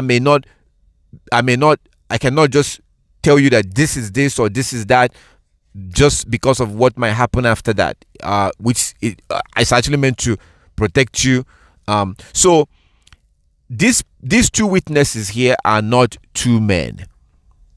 These are not like you see here. It says, then I was given a measuring tape, and we read that already, verse 2. It says in verse 2, but do not measure the court outside the temple. Leave that out, for it is given over to the nations, and they will trample over the holy city for 42 months. And verse 3, and I will grant my two witnesses authority to prophesy for 1,260 days, wearing sackcloth. These are two olive trees and two lampstands. We already have a problem here. Did you just see that?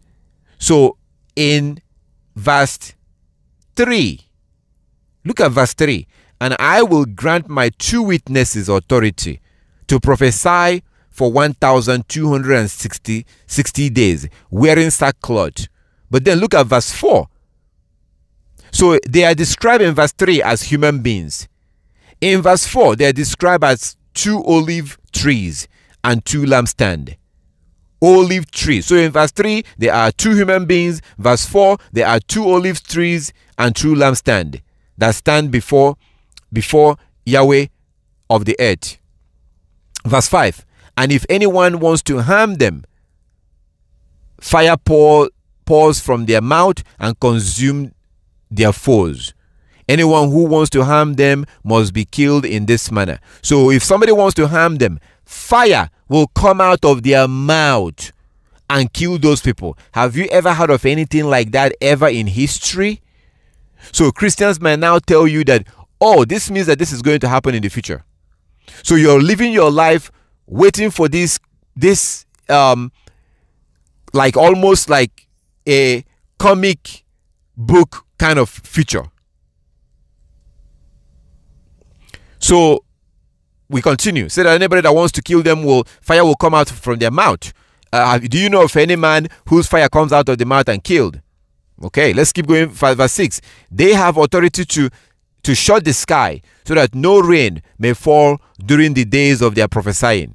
So they have the power to shut down the sky, and they have authority over the waters to turn them into blood. Okay, and to strike the earth with every kind of plague as often as they desire. Verse 7. When they have finished their testimony, the beast, we know who the beast is according to the Bible. The beast that comes up from the bottomless pit will make war on them and conquer them and kill them. And their dead bodies will lie in the streets of the great city that is prophetically called Sodom and Egypt, where also their Lord was crucified. For 3.5 days, members of the people and tribes and languages, all nations, will gaze at their dead bodies and refuse to let them be placed in a tomb. Verse 10, and the inhabitants of the earth will gloat over and celebrate and exchange gifts. So when they die, the world will be celebrating. The world will be giving gifts. This is the reason why I told you that when Christ comes back the second time, Christians will be sending their children to go join the military to prepare for war. Christians will fight against Christ because, first of all, they are going to be shocked that he is a so-called black man. That's the first shock. And you're going to see Hebrews who will rather die than to accept a so-called black man ruling over them. That's going to be the first shock. That will be the first shock that will shock people. They will be shocked by the color of his skin. That will be the first thing, because our people, they are having this imagination in their mind. Remember what I told you? Everything is the opposite of what it seems. So what do we think of when we think of people in the scriptures? We think white people, angels, white, feminine, everybody white. That's what we think of. So one of the first shock that people will go through is when they see the color of his skin. That will shock them. And you are going to see Hebrews who will not accept that. So the second part is that the Christ they are expecting is not the one that will come. The one that will come is the one you see in Malachi chapter 3. It says in Malachi chapter 3, who will be able to stand when he appears? For it will not be like when he appeared before. This second coming will not be like the first one. This second coming will be opposite of the first one. He's not coming to smile, walk around the village. No. He's coming to rule with an iron fist. With an iron. Do you know what it means to rule somebody with iron? He's not coming to play around. That's why it tells you in Malachi chapter 3 that this second coming is not going to be like the first one. This is going to be the opposite of the first one. So the world will be in shock when he appears. And the world will be, they cannot believe what they're seeing. They will not be able to believe it. And Christians will mobilize. People will be sending their children. They will think that they're going to fight Antichrist. That's what they will think. We have to fight to defeat this so-called Christ who wants to force us back to the law. That will be their mentality. And they will be sending their children to go sign up for their military worldwide in different countries to go fight Christ. That's what they will be planning. Because the one that will appear, the Christ that will appear is not what they're expecting. Many people will die of heart attack because they can't believe it all their life. And then you're going to see white people who will be killing themselves. You see white people that will be shooting themselves in the head because they cannot stand to have a so-called black man rule over them. They cannot stand that. They will rather die. So it's going to be a very dramatic time when Christ returns the second time. Look at Malachi chapter 3 from verse 1. It tells you that this second time will not be like he asks a question. There was a question there. The question is, who will be able to withstand when he appears? Who? That's a question. It's asking you, who will be able to stand when he appears? Only righteous people. And the rest of the people that will become slaves. That sounds too harsh, but it is what it is. Isaiah chapter 2, verse 1 to 3. People will be shocked, and like it says in Malachi, who will be able to stand? Only the righteous will be celebrating, happy. Righteous people will be happy, celebrating. Unrighteous people, most of them will be killed. The rest of them will be allowed to live for some time so that Isaiah chapter 14 verse 1 and 2 will be fulfilled. That's the future that we're approaching right now. So it says that the whole world will be against these witnesses. The inhabitants of the earth, in verse 10, Revelation chapter 11 verse 10. Revelation chapter 11 verse 10.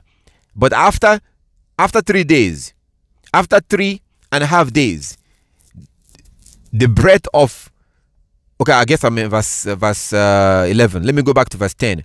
Revelation chapter 11 verse 10.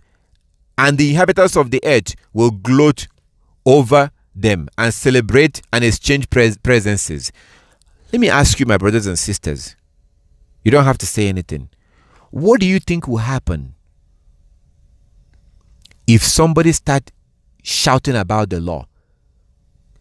If somebody shuts down the sky, that there will not be rain? Do you know what that means? Hunger, hunger, hunger, hunger. Oh my goodness. Let me ask you a question with a reality. Something happening right now.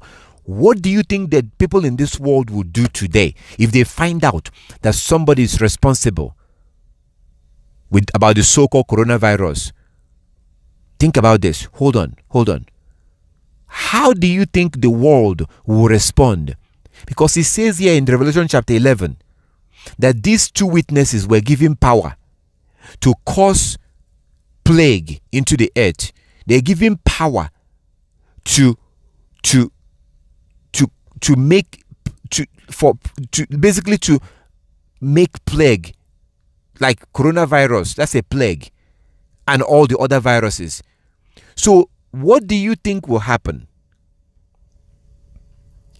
if the world finds out today that 2 Hebrew men or 2 men somewhere is responsible for coronavirus? But not only are they responsible, listen to this, not only are they responsible, but they are threatening that unless you, people of the world, unless you few people, if you don't go back and begin to keep the law, we are going to shut down the sky and there will not be any rain. People will be enraged worldwide. People will be enraged worldwide because people don't want to keep the law. People don't want to keep the law. So to see 2 people who are telling you that they will make rain not to fall unless you begin to obey the Most High, you think the Europeans will fall for that? They will rather die. They will rather die than to listen to those 2 men. That's why it tells you that the people of the earth will exchange gifts when those 2 witnesses dies. They will exchange gifts. Verse 11, but after 3 days, after 3.5 days, the breath of life from Elohim entered them, and they stood on their feet, and those who saw them were terrified. Verse 12, then they had a loud voice from heaven saying to them, come up here. And they went up to heaven in a cloud while their enemies watched them. Verse 13, and at that moment there was a great earthquake, and a tenth of the city fell. 7,000 people were killed in the earthquake, and the rest were terrified and gave glory to Elohim of heaven.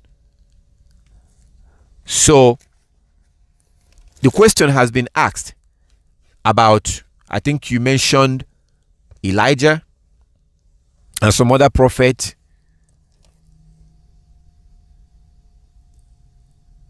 Well, they lived before this.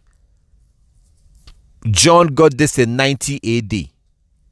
This information was given in 90 AD. By 90 AD, Israelite was no longer in Jerusalem. They were already kicked out in 70 AD. About 30-something years later. This was given in 90 AD. So, it's not talking about, there has never been a history where 2 people went back to heaven and the whole world was watching. And also, how can the whole world know about these two witnesses and celebrate? We don't have a documented history of something like that happening. We don't have that. So this is written and coded. There's something that I always tell you, my brothers and sisters. Some of you might be familiar with this. I always tell you that Bible prophecy gets fulfilled undetected. When this will be happening, most of the world will not even know. And if you do know and you tell them, they will think you're crazy. When this will happen, most of the world will not know. That's how this thing usually happens. And you can look at the word of the Most High to see for yourself. The Most High said it in Isaiah 42 from verse 22. He described what he's doing to Israel. Then he asked, who is going to be able to understand this? Because most people will not know. This is the reason why Christ was walking around. Most of them did not even know. They had Isaiah 53, but they didn't even know that he was fulfilling it. This is how Bible prophecy gets fulfilled. When Absalom was chasing David around Jerusalem, chasing him around to kill him, do you think that anybody will know? Just think about that. Absalom was chasing his father around, David, to kill David with a sword. When he couldn't get David, he went back and they advised him to have sex with David's wife, and he did. So my question to you is, do you think that people in Jerusalem will know that Absalom chasing his father around with a sword? Do you think that they will know that that was a Bible prophecy? They will not. Because when David had sex with Uriah's wife, that was in secret. The message that came from Nathan to David, the whole Israel was not there. That was a private message that was given to David. And the Most High told David that sword will never leave your house. And what you did to Uriah by killing him and taking his wife, you did that in private. You did that, David, you did this in secret. I will punish you in public. I will do this to you in public. Your neighbor will take your wife and lay with your wife. And then if you go out to 2 Samuel chapter 16, at the end of chapter 15, chapter 16, as you read that, do you think that any soul, anybody in Israel will realize what was going on? Most likely only David will know, and Nathan, if Nathan was around. Why? Because he was the prophet that gave the message. So if Nathan hears that Absalom is using a sword looking for David to stab David to death, to kill David, most Israelites will just see, oh, that was a family problem. They would never know that that was a prophecy being fulfilled. David knew. Nathan himself, or Absalom himself, who is trying to kill his father, will not even realize what he's doing. He would not realize that he's being used by the Most High. If you go to Absalom and say, hey, stop trying to kill your father. Why would you want to kill your father? Stop doing that. The Most High is using you to do this. Absalom will think you're crazy. So there's only two people in Israel at that moment that may realize what's happening. That would be David himself, because he is the one that received the message. That would be Nathan, because he is the one that gave the message. This is typically how Bible prophecy gets fulfilled. Look at our people today. Most of our people don't know who they are. They don't realize what's going on. So when this thing will fulfill, most people will not even realize it.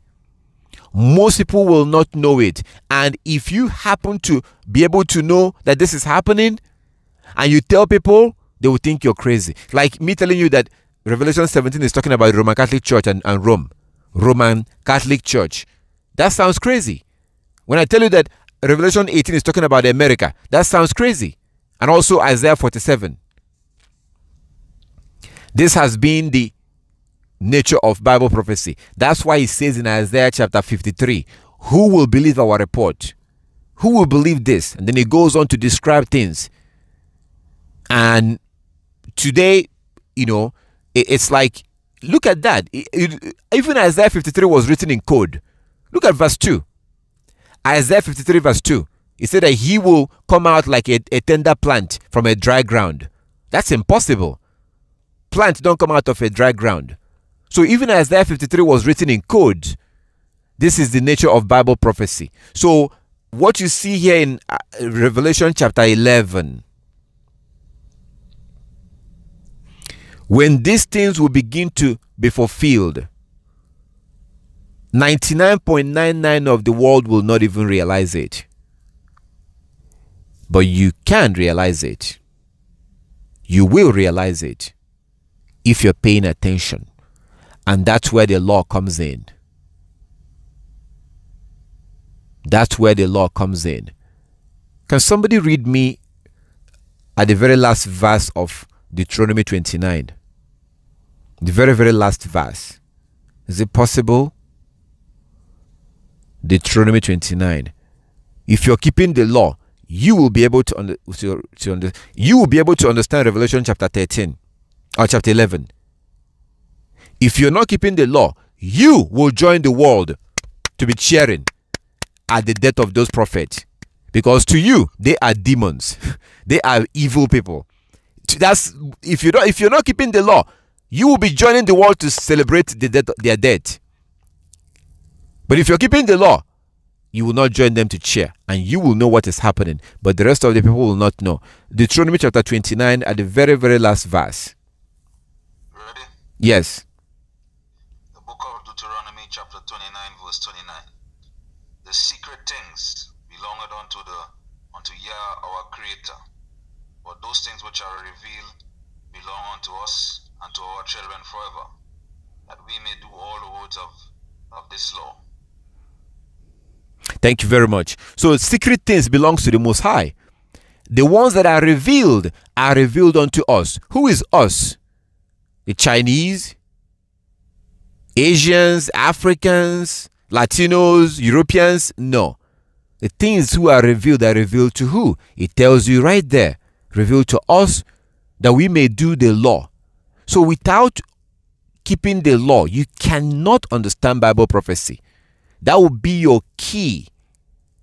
When these things begins to happen, you will be able to see it if you are keeping the law. If you're observing the law, you will be able to understand what's happening. Because you're going to see that the whole world, when you see the whole world, when they agree on something and they are against something, then you know, okay, if the whole world is against something, you shouldn't join them. If you don't know what to do, just be quiet, but never join them. Always see yourself as being different from the world. If they agree on something, don't join them. So part of the clues that you're going to see, the obvious clue, this one is unavoidable. When you see the whole world, when you see them arguing about these things, if this was happening, say like, if this was happening like 2,000 years ago, can somebody in China be able to see their dead bodies in Jerusalem? Probably not, because that person in China will have to travel to Jerusalem. If it's happening 2,000 years ago, or even 500 years ago, can somebody in China be able to see what's happening in Jerusalem? No. If it's happening 500 years ago, can somebody in Africa be able to see what's happening in Jerusalem? No, they will have to go to Jerusalem. But if it's happening today, somebody in China, Africa, America, everywhere can see in real time, live. They can see their dead bodies. Just like you can see in real time when you watch live TV.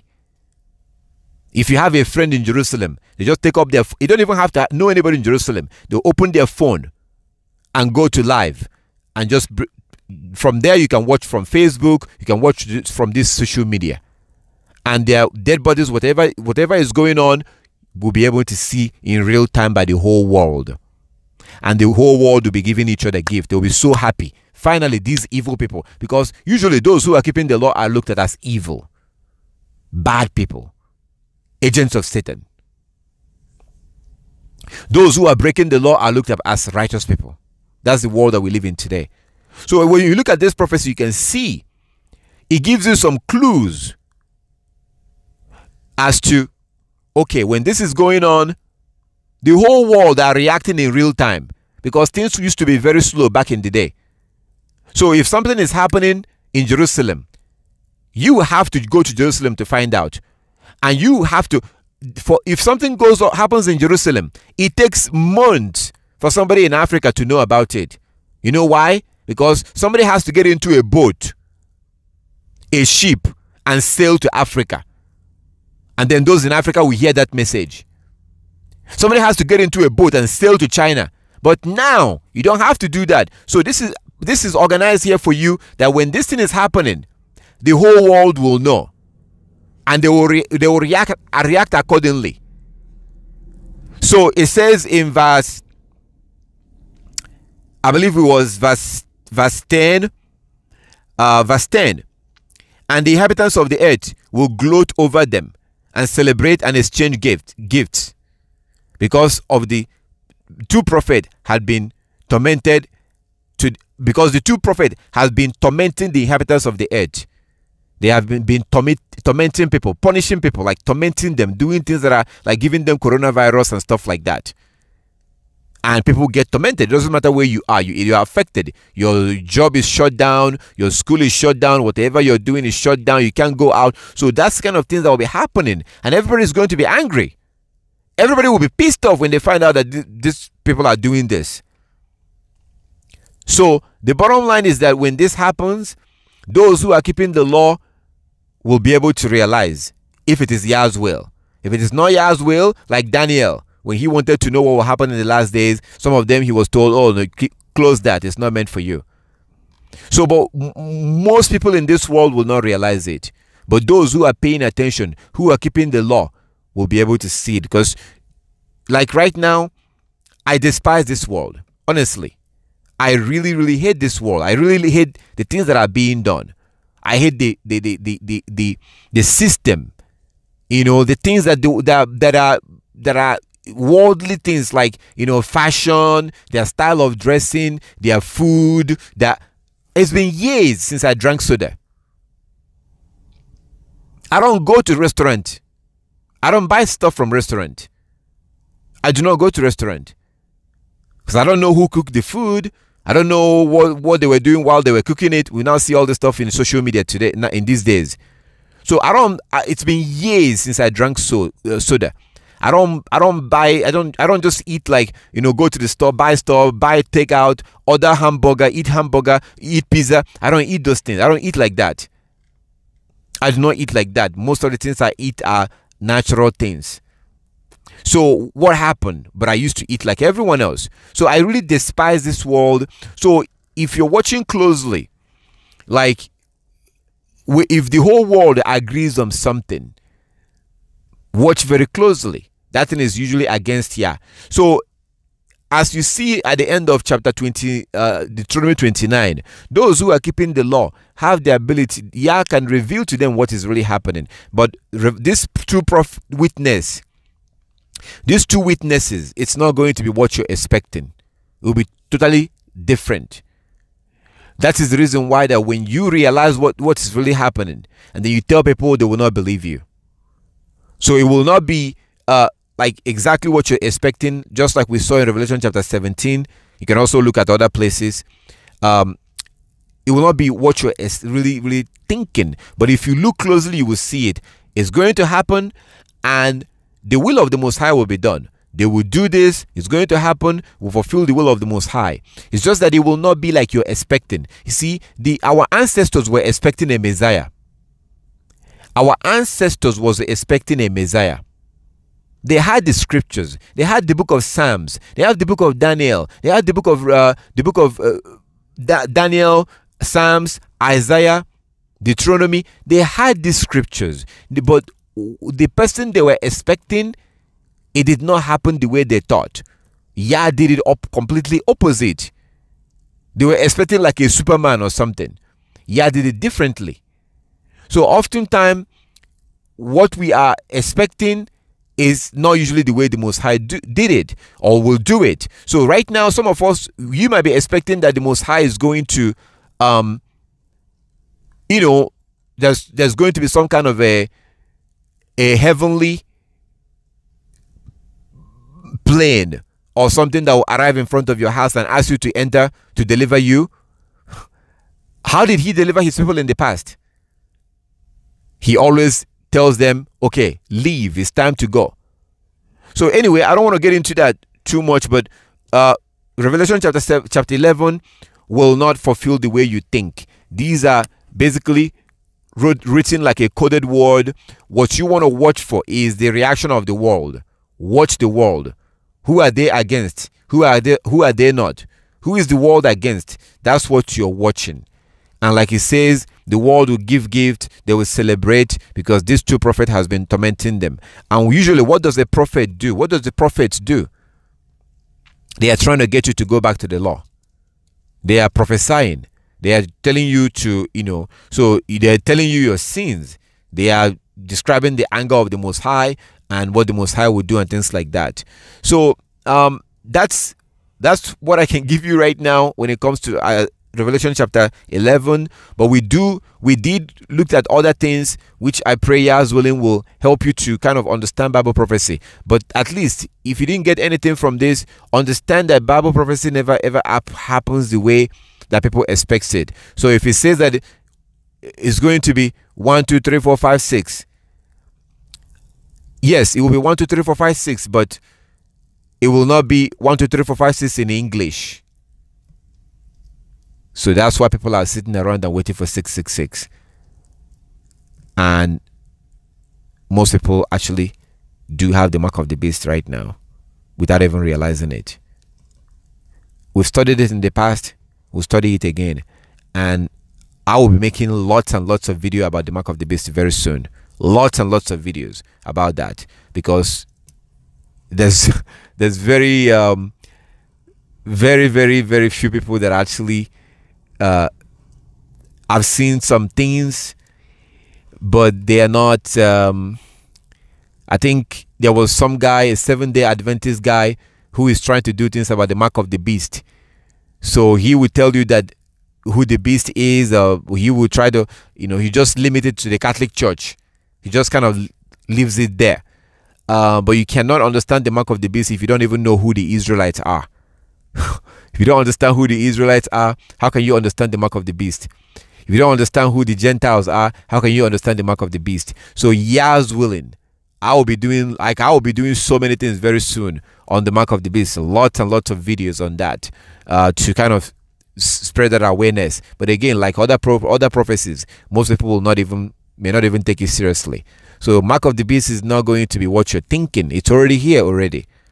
So what I will ask you to is let this, two witnesses, it's not Elijah, or like people will say Elijah this, that, like they say. It will not be that. And when it does happen, unfortunately, majority of the world will not even realize it. Do you know that this so-called coronavirus is part of a Bible prophecy? Right now, it's a Bible prophecy. These are things that are written down, but it's happening. Everybody is going about, frustrated and waiting for it to be over so they can go back to their normal life. But these things are not coincident. These are part of Bible prophecy, and it's going to get worse. As you see here, these two witnesses have power to shut down the sky so that there will not be any rain. And people are going to be pissed off because of that, because that will make food prices to go up. You need rain to water the ground and stuff like that. It's going to affect different things. So they have the power to shut down the heavens and there will not be any rain. They have the power to kill their enemies with fire coming out of their mouth. Does that usually happen with human beings? Does that usually happen with human beings? They have the power to do that. Or should I say, has that happened in the past? That has not happened in the past, at least not that we know of. Okay, if something like that happened, usually people will remember it and tell it as a story, and it passes down from generation to generation. So they will have the power to give out plagues, to make the world to be in plague. So these are signs that you look for, signs that you're going to look for. But let the hunger to learn who these two witnesses are. I pray that the hunger to know who they are have helped you and will help you to better understand Bible prophecy. how Bible prophecy are given. It's not usually meant for everybody, and it's written in code. So watch the world, who they are against, righteous people that they are against, not everybody. But watch when they resist the things of the Most High. When they resist, because these two witnesses are not going to be talking about man-made things and stuff like that. So when you see the whole world united, when they're united together worldwide, Africans, Europeans, everybody, Latinos, they all unite together to oppose something. When you see them doing that, that's the kind of things that these so-called two witnesses are going to be. That's the things that they're going. That's the things that they're going to be promoting. These prophets are not going to be promoting worldly things. They are here on a mission, and the world will unite against them. And when that kind of thing happens, you know, it's going to be obvious to some few people. Most people will not even realize it. And I pray that I or you will not be joining the world to clap and celebrate when the two witnesses are dead. That's why we have to be careful not to join the world in the things that they do, because you don't want to be joining them and clapping and celebrating and thinking and saying, oh, thank God, I'm glad that they're gone. We don't want to be doing that. But if you're keeping the law, then you are more likely to agree with them. If you're keeping the law, you would have agreed with Christ. If you were a Christian at the time of Christ, we would have been worse than the Pharisees. Because if we were Christians at the time of Christ, we would never agree with him, because we don't believe in keeping the law. So when Christ comes back, Christians will fight him, and those who are not keeping the law will not agree with these two witnesses. Those who are keeping the law will be like, wow, finally somebody is punishing these wicked people, finally. But you're not going to say it out, because your neighbor, your friends, your family will all be against these two witnesses.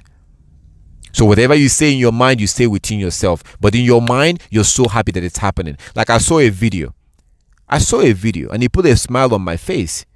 Do you know what the video I saw? I saw a video where Muslims was burning down a Catholic church, and I loved it. Now, imagine me saying that around my family members or in public. Hey, I saw a video, they were burning down a church and I liked it. Just imagine what people would think about me. They will say, you're evil. You just imagine the rage and the anger. Your average Christian who is obviously drunk spiritually. They are drunk.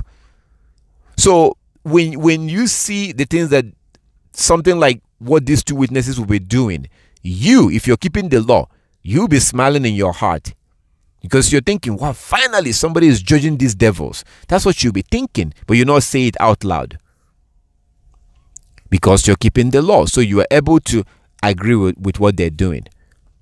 But because the whole world is against them, you may not want to speak up. All right, so all praises to our Heavenly Father. So there's no documented history. We don't know of any. There's no scripture. There's no history that have shown us that these two witnesses have come. There's nothing like that. But if they do come, I guarantee you, majority of the world will not even realize it, and they will unite together to fight them. All praises to our Heavenly Father. Now, my sister, does this? How do you? I see. I can't. Well, yeah. Come back on. I want to make sure. I wanted to see that. This is, it's very interesting situation, interesting question. And what I don't want to do here, because I know that the answer is not straight, because just like you see in Revelation chapter 17, okay, about the woman. Obviously, we found out that the woman is not actually a woman. The many waters is not actually a water. The horn is actually kings, like emperors. So, but do you understand what we just went through right now?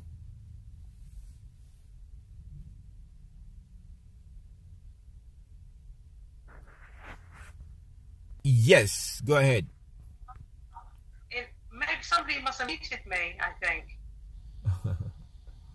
As I was saying, I am speechless. So much information, brother. Oh my gosh, so much information.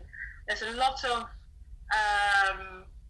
scriptures that you've given me there, and I understand it's prophecy is a very delicate subject, I don't know what to say. You've made me speechless. There's so much that I have to digest of what you've said today. But I do thank you, brother, for all those scriptures, and I understand we just have to see how the future will pan out. But yes, I understand what you're saying. I've learned quite a great deal regarding the revelations, and I'm interested to learn more about it. It's made me hungry. So,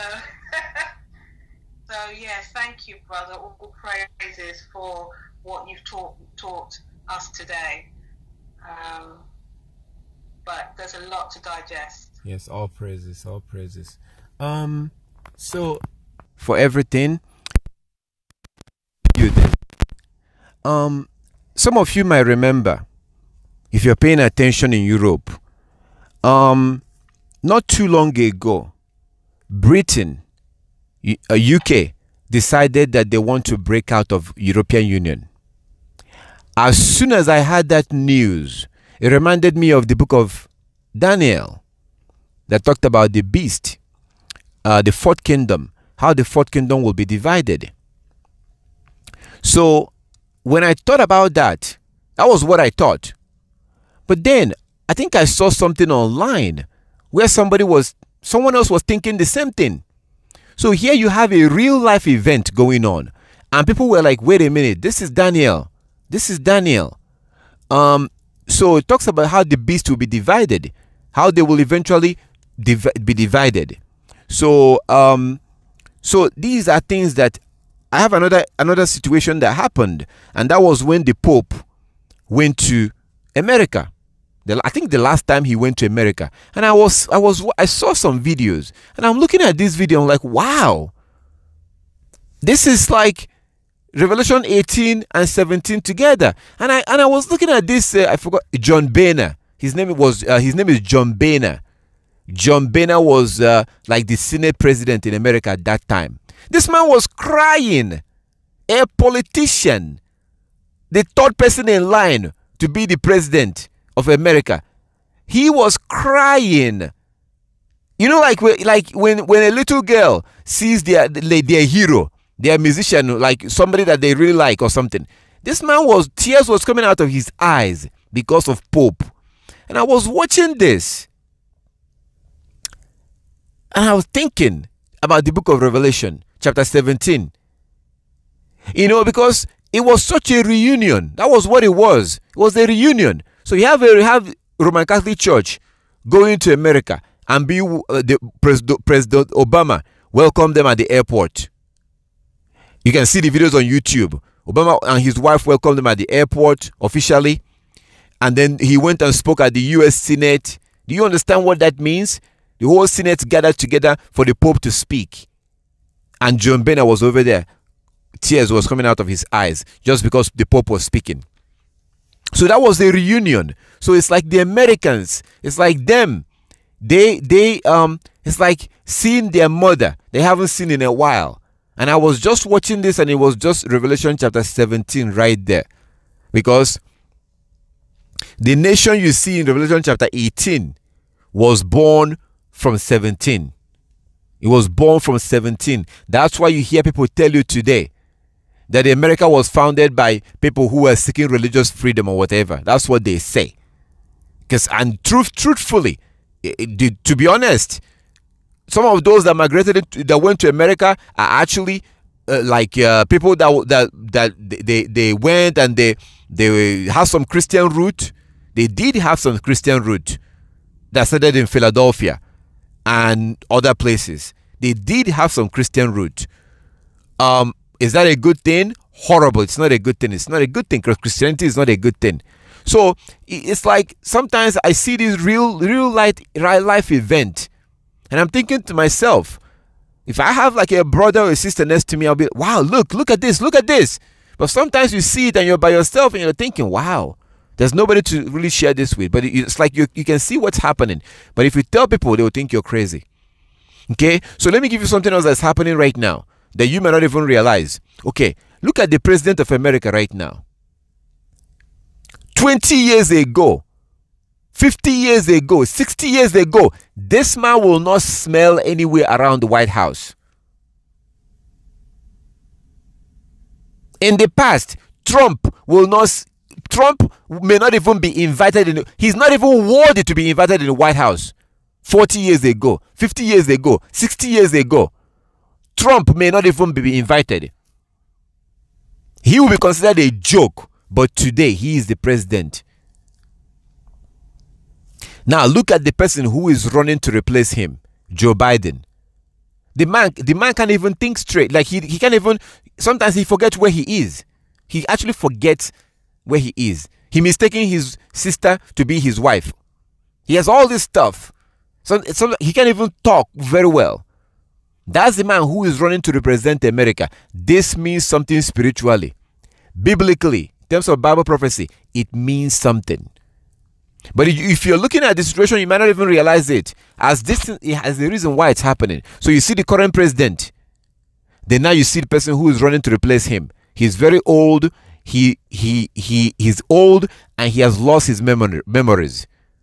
He lost his memory. He can hardly remember things. He wanted to make a statement the other day. He forgot, like he kept forgetting things. These things that you see that are happening is symbolic. Those who are righteous can see what is happening. What does that represent? It represents a nation going down. It represents a nation falling down. A nation that is no longer what they used to be. They're going down because the dominion will be taken away from them and given back to the Israelite. But that dominion it's beginning to be taken away. Let me give you another example. You can go on YouTube and look into this. White Americans have problem right now with their birth rate worldwide, to the point that they are knocking down buildings in Germany. I saw a video on YouTube. They are knocking down 9 apartment buildings. They knock it down. Why? Because they don't have people to live there. Churches are being empty, and Muslims are buying up the churches and turning it into mosques. So white people have low birth rate right now. Their men, white men, have low sperm count. And I was listening to some people on radio. I was listening to a bunch of white men explain this, why this is happening. They say it could be chemicals in the food. It could be, how can it be chemicals? That same food is being eaten by men of Asians, African men, Latino men. So how can it be chemicals in the food? They don't know why this is happening. White men alone are suffering a lot from their low sperm count. The women have a disease. They don't even have a name for that disease. You can go look this up on YouTube. Type in a disease killing only white women. Low sperm count on white men. Low birth rate. Type in the word low birth rate. What you see is European countries.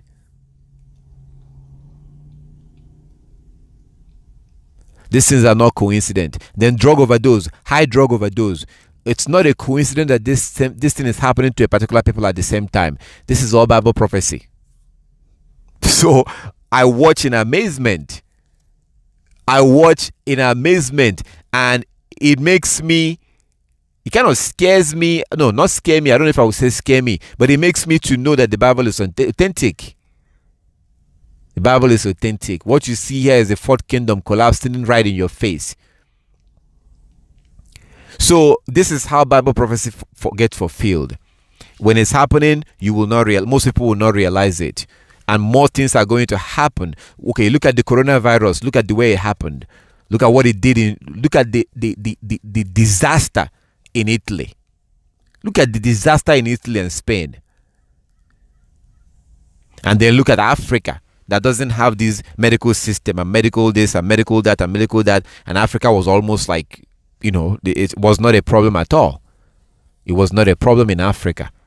There are spiritual aspects to these things. Somebody told me something about Chinese going into Africa, and as soon as they said it, it reminded me of a prophecy, which I'm going to be sharing with you, Yah's willing, soon. But when I share it with you, I might try to get some videos so I can show you those videos so you can see. These things are Bible prophecy. That's why I told you, see, if you're keeping the law, you will be able to know these things. You'll be able to realize it. It's like when a Hebrew gets killed on the street and you tell our people, this is part of Deuteronomy 28, they will think you're crazy, right? They think you're crazy. So, the two witnesses that was mentioned there, again, will not be what you're expecting. This has always been the case. When our ancestor was being kicked out of Jerusalem, do you think they know what was happening? When those people were being put in slave ships and taken to the Americas, do you think they know, oh wow, we're so in trouble, let's beg the Most High because he's doing this to us? They wouldn't be thinking about the scripture at that moment. So when Bible prophecy is being fulfilled, typically people don't realize what's happening. People will not realize it, and the Bible prophecy will fulfill and they will not even see it. So, Yah's willing, we are going to look into this more. We're going to look into it more. If I had known, I may have tried to got some. I would have gotten some video, which I may probably have some video for you to show you so you can see some of the things I'm saying, because it's different when you see them in videos. So, but it's a very interesting time, my brothers and sisters. Very interesting time. The good thing is to be keeping the law. That will put you in a very good position. And you just watch this, because I'm going to close this like this. I want you to see the world. The world is like, everything happening in the world is like a movie. And the Bible is the script. The scripture is the script. And the Most High wrote the script. Now, the actors in this movie, there are actors in this movie. So the scriptures is the script. The Bible prophecy is the script. Bible prophecy is the script written by the Most High. The actors in this movie is Israelite and Gentiles. They are the actors. The only reason why we are in this situation today is because our ancestors broke the law, and the Most High raised our enemy against us. So this movie that you're watching in this world, there's no coincidence happening. Zero. There's no coincidence. There's a reason why I stopped drinking soda. There's a reason why I stopped eating these things. I've told you to go and read the book of Jubilees and see what the children of Satan did. What the children of Satan did after the flood. Go see what they did after the flood. They were attacking the sons of Noah, and Noah ran back to the Most High. Then as you read the book of Jubilees, you come to Abraham. The whole world was being attacked by demons. Their food system. These are not demons with wings. You can see them fly. No, these are people basically. Like these are it's like a bird or something. Some bird that was going around and attacking, destroying their food. Today, you're not going to see that. You're going to see people. Again, the world ran to Abraham, and Abraham helped them. So today, the food system is being attacked again. The food system is being attacked. That's why they're putting all these chemicals and all this stuff. So it's such a beautiful thing and so good to keep the law, because that is the only way your eyes are going to be open. And then again, you begin to see what the Most High says in Jeremiah chapter 5. They have eyes, but they cannot see. They have ears, but they cannot hear. Who is they? Israelite. Israelite. So when I speak, sometimes you may not understand why I say the things I say. You may not understand why I speak so much against the education system. There's no way you can be sending your children to that school system. You can't be doing that. It's just, you can't do it's such a bad thing to do to your children. It's very, very, it's not good. Don't do that to them. Pull them out of that school system. And I think the sister that Sister Benedite, Sister Benedite that asked the question, I think she pulled her son out of the school system. So you have to do that if you do have your children there. But again, Daniel, Revelation chapter 11, watch out. That's all I can say. Keep your eyes open, my brothers and sisters. Keep your eyes open. I really studied history. I looked at history. I loved history. I wanted to find out what are the things that has happened in the past, because there are some Bible prophecies that has already happened in the past. So if you look into Constantine the Great, then you see that, wow, that was what was being talked about in 2 Thessalonians. So look into history. There's a video I'm going to share with you. This video is very long, but it documents the history of Christianity. It documents it. I'm going to share that with you. It took hours for me to watch this video. Hours. It's very long. I think it's like 6 hours long or something. But it's history. So by the time you're done watching that video, that will give you some idea. It's a documentary. It's a very long documentary. Okay, but it's history. So it's about the past.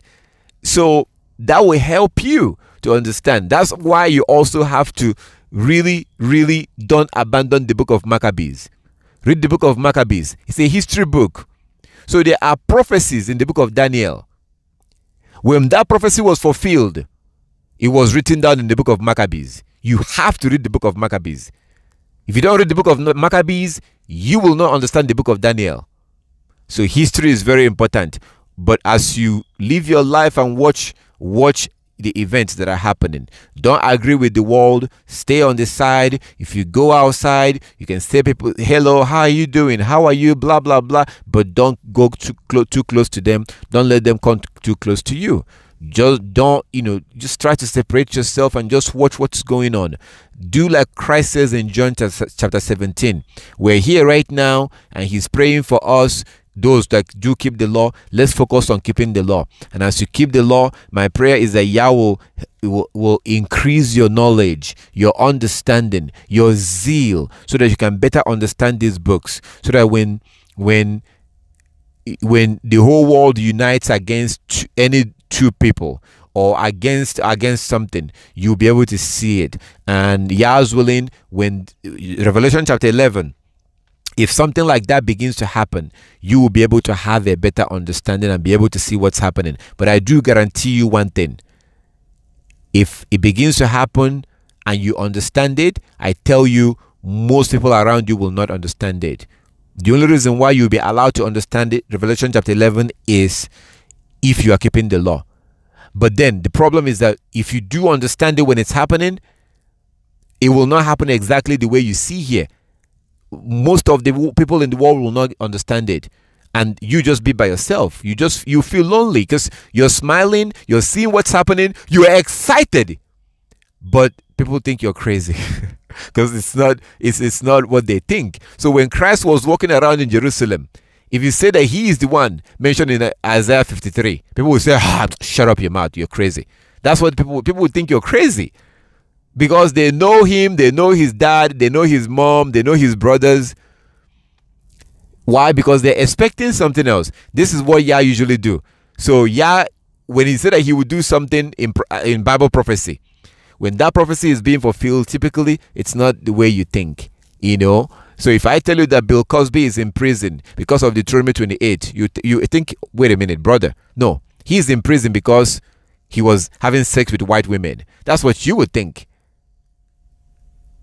But but I pray for more knowledge and more understanding as time goes on, as we watch these things. Let's hold on to the law. Let's hold on to the law. We have to hold on to the law. The law will be the key to unlock knowledge of these things, as you see in Deuteronomy chapter 29 at the very last verse. All praises to our Heavenly Father. All praises.